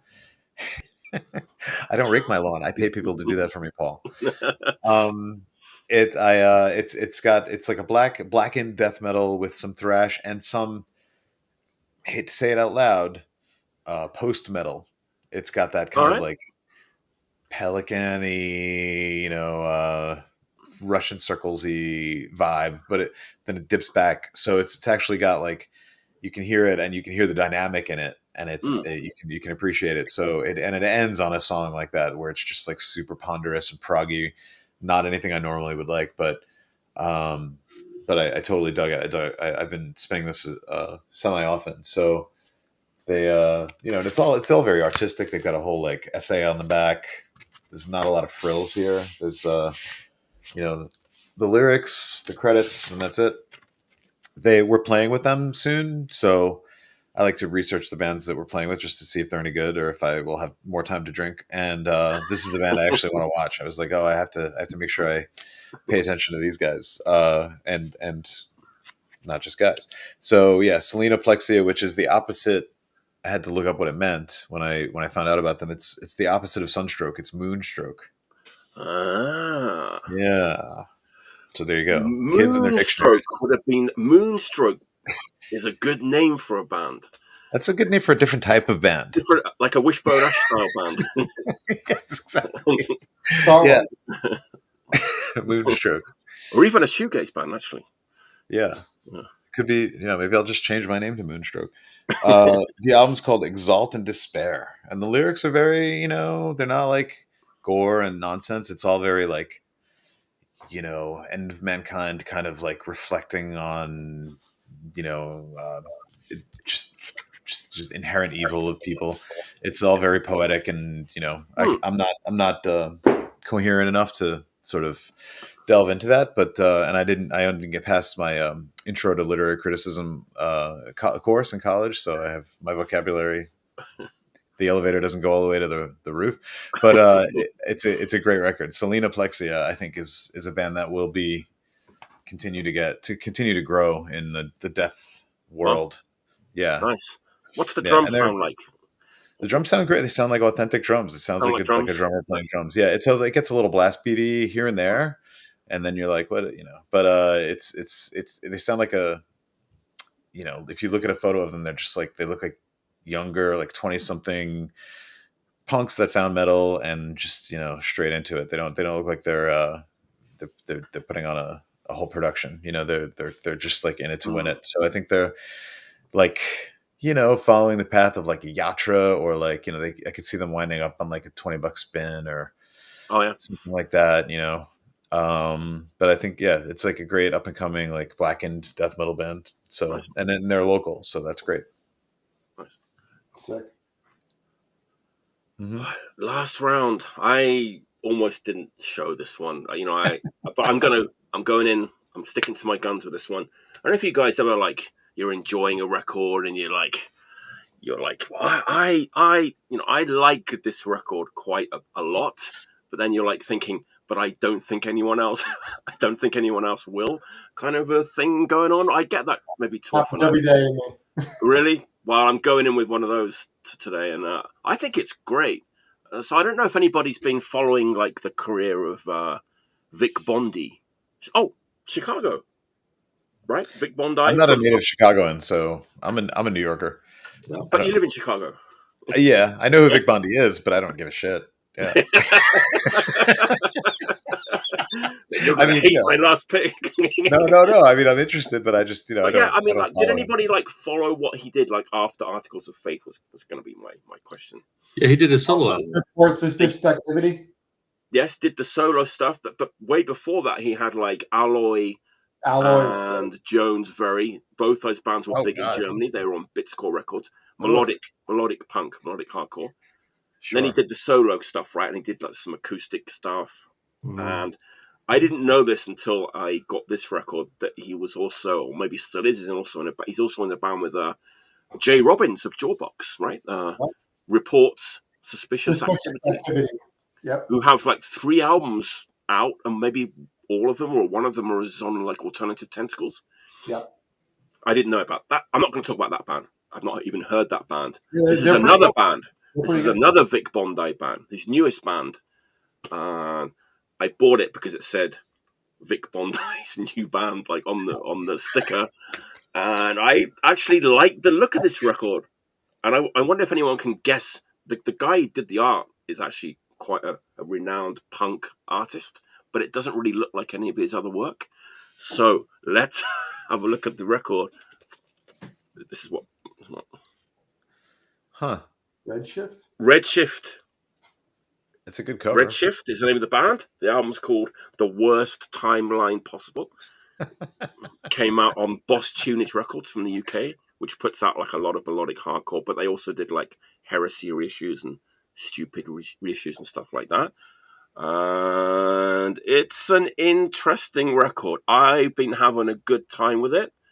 I'm going to read, I don't often like to do this, I'm going to do it anyway. I'm going to read what the label or the press blurb said about this record, because I don't think it's accurate. So,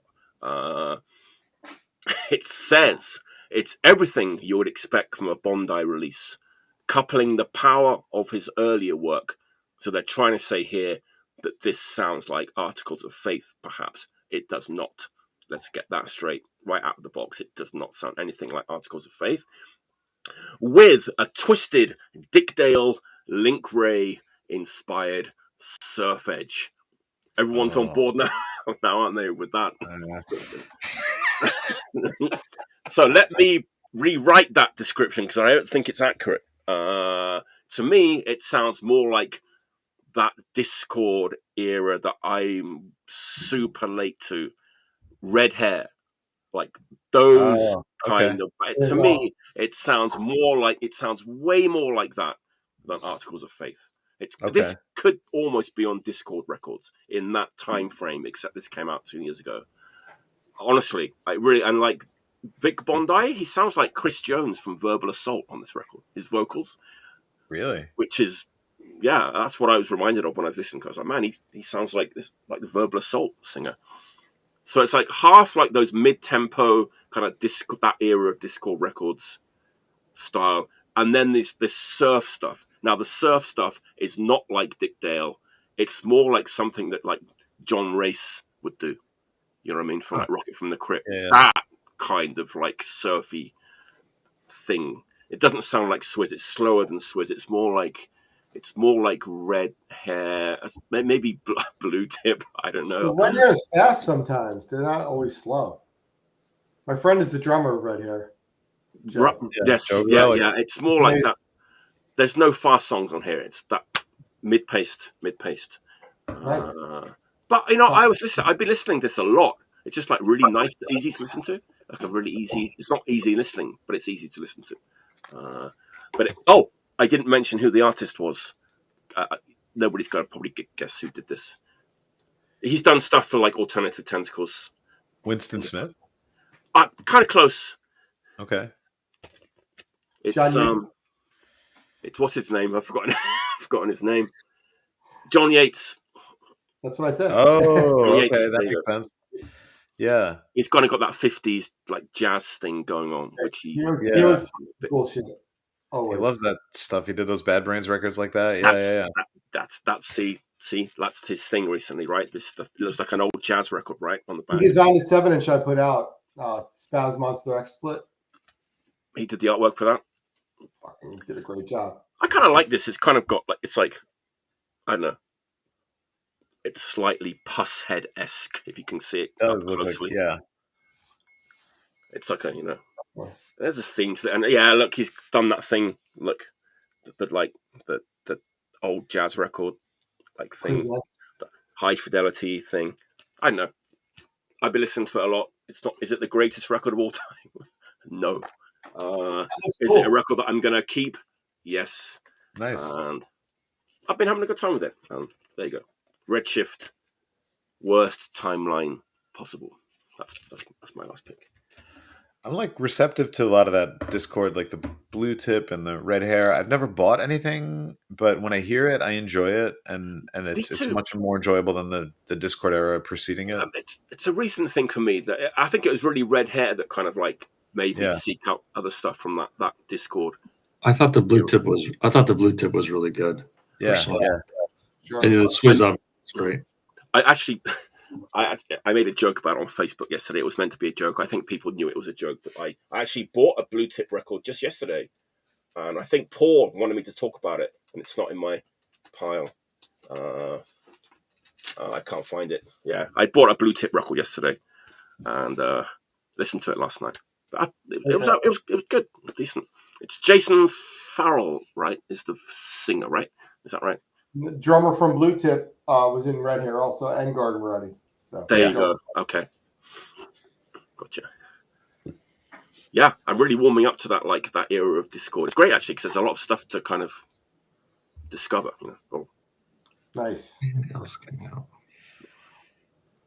All right, Andrew, what's your last pick? My last pick is a metal band, heavy metal band from Texas. Ooh. Pantera. Yeah.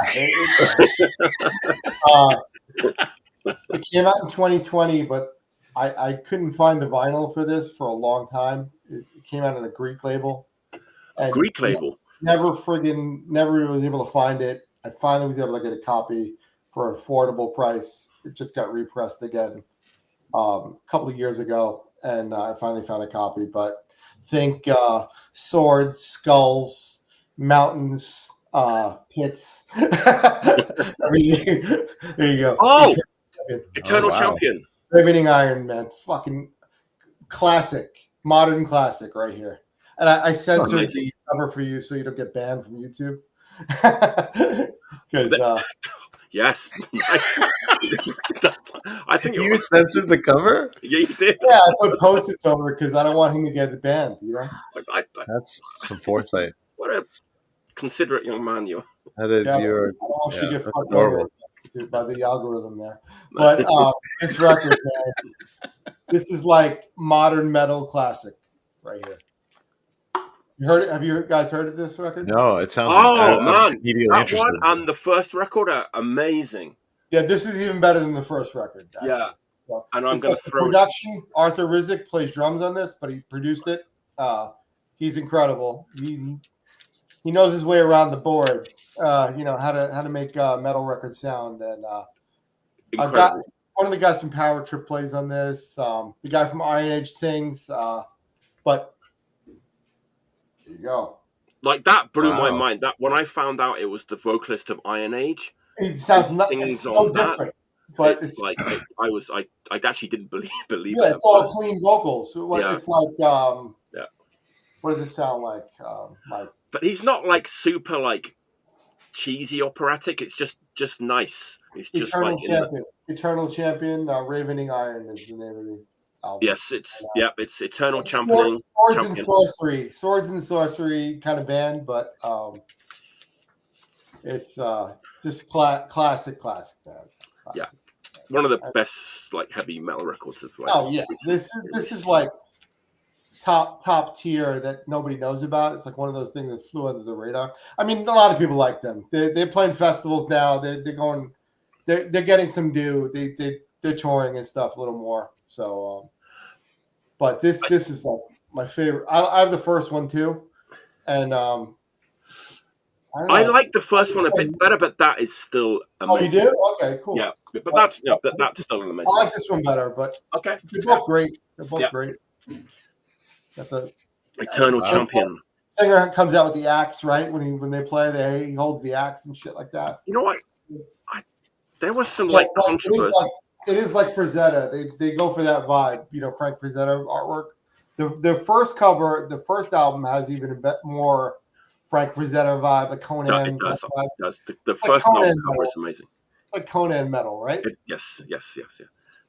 What do they sound like, Mike? What bands? Well, it's like they don't really. It's like obviously they're taking influences from like 80s like power metal.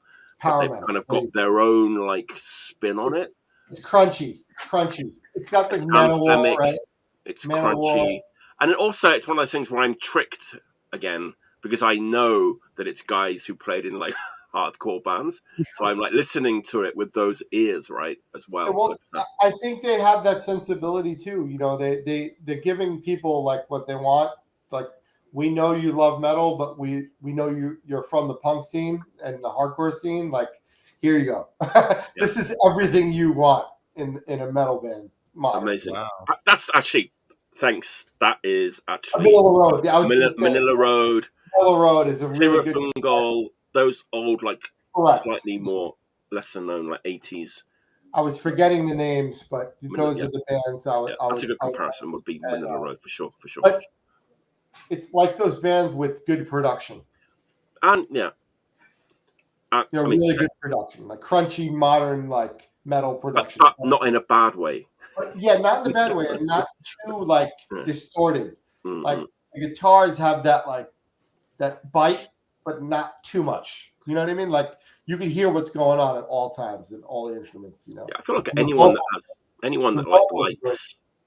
that likes heavy metal would love like Eternal Champion. Great. Oh yeah, and the cool thing, this version is the Blood of My Enemies vinyl. They call it. Sure. I suppose we should mention there might be a bit of a Man of War influence in that. Yeah, definitely, for sure. They like Man of War and Manila Road and Thungal and all those bands. I'd like to see them in a field in like Germany. I think they are. That's what they do, right? They play in fields in Germany. They go over there and make a lot of money and play over there. You probably go to Greece and play a huge like a big theater, something like that. An amphitheater, nay. Something. I mean, Manowar goes to Greece and plays like stadium in Greece. So there you go. That's great. Modern classic. Modern classic of the genre, I would say. I love them. I listen to them in the gym all the time. Pumps you up. Get you excited. I don't listen to them in the gym, but I do. There's a song in here called "Cowards Keep." It's incredible. I love all the lyrics are great, really good too. It's not just like cheesy shit either. It's like I don't know. Andrew listening to Eternal Champion in the gym just reminds me of the Judas Priest Hot Rockin' video. I keep a low profile. I'm not flamboyant. Which is, nothing wrong with that at all. Nothing wrong with that. You got to get through your workout somehow, so you got to have exactly. I mean, if I was a gym person, I probably would put Eternal Champion on my iPod Shuffle. And Hot Rockin'. And Hot Rockin'. Yeah. All right, Shawn. What's your last pick of the day? Okay. I said Michael Moorcock. I'm sorry, Shawn. That's Elric books. That guy is.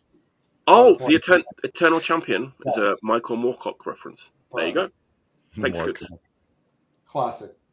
There you go. Bye, Shawn. No problem. Well, I mentioned earlier, or I admitted earlier that like my focus as a kid was sort of like US based sort of things, and as a young punk kid, I was really into compilation records, and I don't think they do them like they do in the past. Or in the past, it meant more because you could get more exposure more quickly and kind of get your feel for like the kinds of bands you wanted to go. Money was a little bit tight, so if you got a compilation record and you understood a couple of bands on here, maybe you're going to buy their EP, maybe you'll buy their LP, and the other ones you've already weeded them out because they had their chance, right? So like everyone pretty much knows like the Flex Your Head comp on Dischord Records, and that's not my record today. My record today is one that is a little bit more obscure, but it's definitely in that same era. It's a little bit after Flex Your Head, but it's in the same area, same kinds of bands. But this one didn't get the love. This is Mixed Nuts Don't Crack compilation. Oh, first time on Outside Records, and so it has Media Disease, Chalk Circles, Social Suicide, United Mutation, Nuclear Crayons, and Hate from Ignorance. And I have to tell you, for people that get kind of goo goo gaga about like the early DC singles, the Youth Brigade, the Minor Threat, all that stuff, each of these bands have enough songs on this compilation, and the quality is of that same quality. It's kind of like if the Artificial Peace Exiled EP that's like obscure. It's like it's not on Discord. If it's on Discord, it's going to be $1,000. Since it's not, you can maybe find one for $100. This is the same way. All of these bands that contributed on this compilation, that's EP quality. DC has the same sound. Like this is really, really brilliant. It's only been pressed one time. You can't get a decent copy of this without paying about $100 if you can even find one. And I just absolutely love it. And so I've been kind of flipping through and finding more of the nostalgia stuff that I really like. It came with this kind of a big poster-like lyric sheet on both sides. Wow. And it's just, to me, this one is just really amazing. And I was actually talking to, I won't name the name of the person, but one of the persons that I'm friends with is he's on this. And I had a chat with him just about a couple of weeks ago, and he says to me, his quote was, "Yeah, I still don't understand why Dischord Records took all the oxygen out of the room." Because DSI Records, Fountain of Youth, there's a lot of other things that were going on, but they tend to get the lion's share of people's attention. But this comp is brilliant. I mean, if this comp came out on a more notable label, a lot of people would already have it. It'd be repressed, or it would be more popular, or more, at least more known. But anyways, Mixed Nuts Don't Crack. I don't think they made more than 1,000 of these things. If they did, I don't know the exact number, but I really love this thing. It's, what's the other one that's from the Midwest that came out? I'll think of it in a minute. But anyways, I love comps. I think it'd be, maybe it'd be good for labels to get more into comps these days and get things going. It's not popular anymore, but this one really hits the spot for me. I've never even seen that compilation. Yeah. Should repress it, Shawn. It's like a $60 record. Well, I'm trying actually. Oh yeah. I'm actually trying. So the person I left nameless is actually trying to find the original couple of folks that were responsible for putting this out. I mean, could I put it out and not get something in writing? Of course, I don't think anyone would care or even notice, probably, with my little label here. But we do want, if someone did put this out and they have their name on it, Outside Records, we would love to have their blessing. Was Charred Remains the compilation you were thinking of? I was in a band called Charred Remains, but I don't know about a Charred Remains compilation. There's a compilation. It's called Master. I think it's called Master Tapes. Master Tape. There you go. Yes. There's Volume 1 and Volume 2. That's right. Yeah. Man, that one's really good too. Amazing. That's an amazing pick, because I mean, did any of those bands put out like 7 inches or other records? Just only those? I think one or two of these bands later, some German label that's known for bootlegging, maybe put out their stuff. Lost and Found. Lost and Found. Yeah. But United Mutation, the songs on this United Mutation are unbelievable. This was recently repressed. This music got repressed with the Radio Raheem label about 2 or 3 years ago. There you go. That's Cooch's label. The DC Screws the World song. Unbelievable. It's just unbelievable. anyways, there's gems throughout this whole thing. There's a little bit of avant-garde. There's a little bit of post-punk in here too, so it's not all hardcore punk. But there's at least, in my mind, there's at least 3 or 4 EPs worth of absolute gem DC early G. This is 81, 82. So this is the crux. Wow, I'd love to hear that. Me too. Yeah. Wow, that's a good one. Yep. Yeah.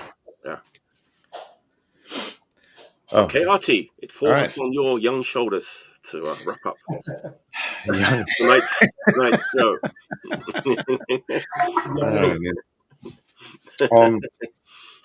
All right. Take you on a little trip to March 1985. Ooh. Think of an artist at the top of their game in March of 1985. Who do you think of? Oh, it's going to be one of those, isn't it? It's going to be like a Michael Jackson or a Madonna. Or... Can we get more hints? Yes. Second hint. Think of an what's the most inconvenient format you can think of for a record? I started talking about inconvenient formats, and I'll end talking about inconvenient formats. 8-inch in vinyl. The triple LP. The triple LP. There it is. Wow. Prince. Wow. This is a live. I picked this up. Somebody had this on Discogs for like $20. It's a 3 LP set. It's his last concert, one of the last concerts of the Purple Rain tour in '85. I was 10 years old, so I did not attend. But it's just that I think they did 98 shows on this tour, and this is like show number 78 or something like that. And they are just fucking on fire. Like, Shawn, you were talking about live albums and when, live albums make sense. This is an album that just makes sense. This just fucking, I listen to this while I'm working all day, and I have to flip it 1, 2, 3 times, which is convenient and fun. But it's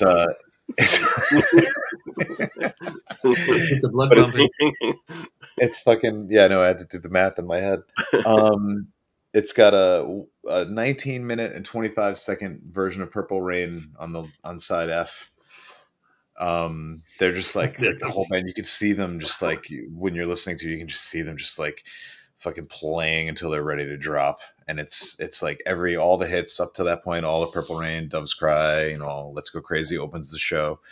It's like they wanted him to keep going, bring that tour out of the States and do a world tour, but he was like, I gotta do other shit. According to the booklet, I'm paraphrasing.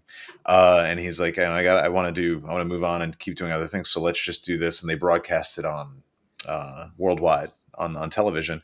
And then it got bootlegged as it happens. So it gets CDs are being passed around or whatever. But this was officially released by the Prince estate in 2022. And it sounds fucking like, mwah. It's got the full deal. It's got like full LP sleeves inside the box, and a booklet and photos and everything like that. And it's just like, the guy's playing in the surgeon outfit. It's just like you're there, you're listening to it, and you're just like, this is there was no other artist that was like, I mean, there were probably other artists that were doing great, but there was nobody like him that was just fucking killing it. And they were playing, and all the, if you read between the lines and they interview various people in this booklet about the experience, and they're like, we were playing, such an honor, and you want to be on your best, and what you're inferring from what they're all saying is that if you fucked up, Prince was gonna fucking, you were gone the next day, you were off the fucking tour because he's a maniac. So they were playing like their careers depended on it, and it just comes through. It's like this sort of like desperation and just exuberance. It's really great. It's a great day of listening. Yeah, I mean, Prince was like a musician with a PhD, not just someone who can play an instrument. I mean, he had the vision, and that was it. There was no compromise there. He was like very singular minded, and that's great. And for a musician to be that way is great. Amazing guitarist. He could do everything. Yeah, he could play it. He could do every instrument. It's funny because like, as a younger person who would just hear like Prince on the radio or on like pop shows, right, you're like, that's another pop group, right? Yeah, like where are they now? Yeah, and then you didn't really pay attention to like the musicianship and like, and then but years later, and then you're like, Jesus Christ, what like a band of musicians he had! What a amazing musician he was, and to Yeah, be in yeah, the there's like in the mainstream, like it's amazing. all live, no lip syncing. Yep. Never Total work compromised. ethic. Came up from like a scene that he invented himself, basically, and he became a pop star just through achievement, not through like anointment or marketability or whatever. It was like, yeah. I'm a huge Prince fan, so this was a great find, and it's so cheap. It was like I said, $20 or $25. I don't know what it sells for now, but it just sort of popped up, and I was like, I didn't even know this was a thing. Ordered it, showed up a couple of days later, and I'm like, this is great. This is a keeper. And so I got it a few months ago, listened to it a few times, and then put it back on recently, and now it's been on this week. So yeah. What's hilarious about like records is like, everyone's chasing after first press or some sort of rarity. Meanwhile, there's reproductions that are like superior. Equal, yes. So maybe they're remastered. They sound even better, and it's and it's not scratched and dinged up. And it's like, why wouldn't you? Why did we chase these rare versions just so we can say we can have it? It's all dinged up, scratched, all the corners are bent. It's like, who cares about that? Right, 100%. Yeah, that's a great last pick. I think the last time you were on, your last pick was a Billy Joel record. I think that was a couple of times. Yeah. Also valid. I stand by it. Stand by the stranger. Do you like Billy Joel's new song? It's okay. I'm not gonna. Yeah, he's doing great. Good for him. That was a great show. Like real, variety of picks. 3 live albums too, right? That doesn't happen often. Yeah. Oh yeah, that's true. Yeah. 3 live 2 albums. triple LP sets. 2 triple LP sets.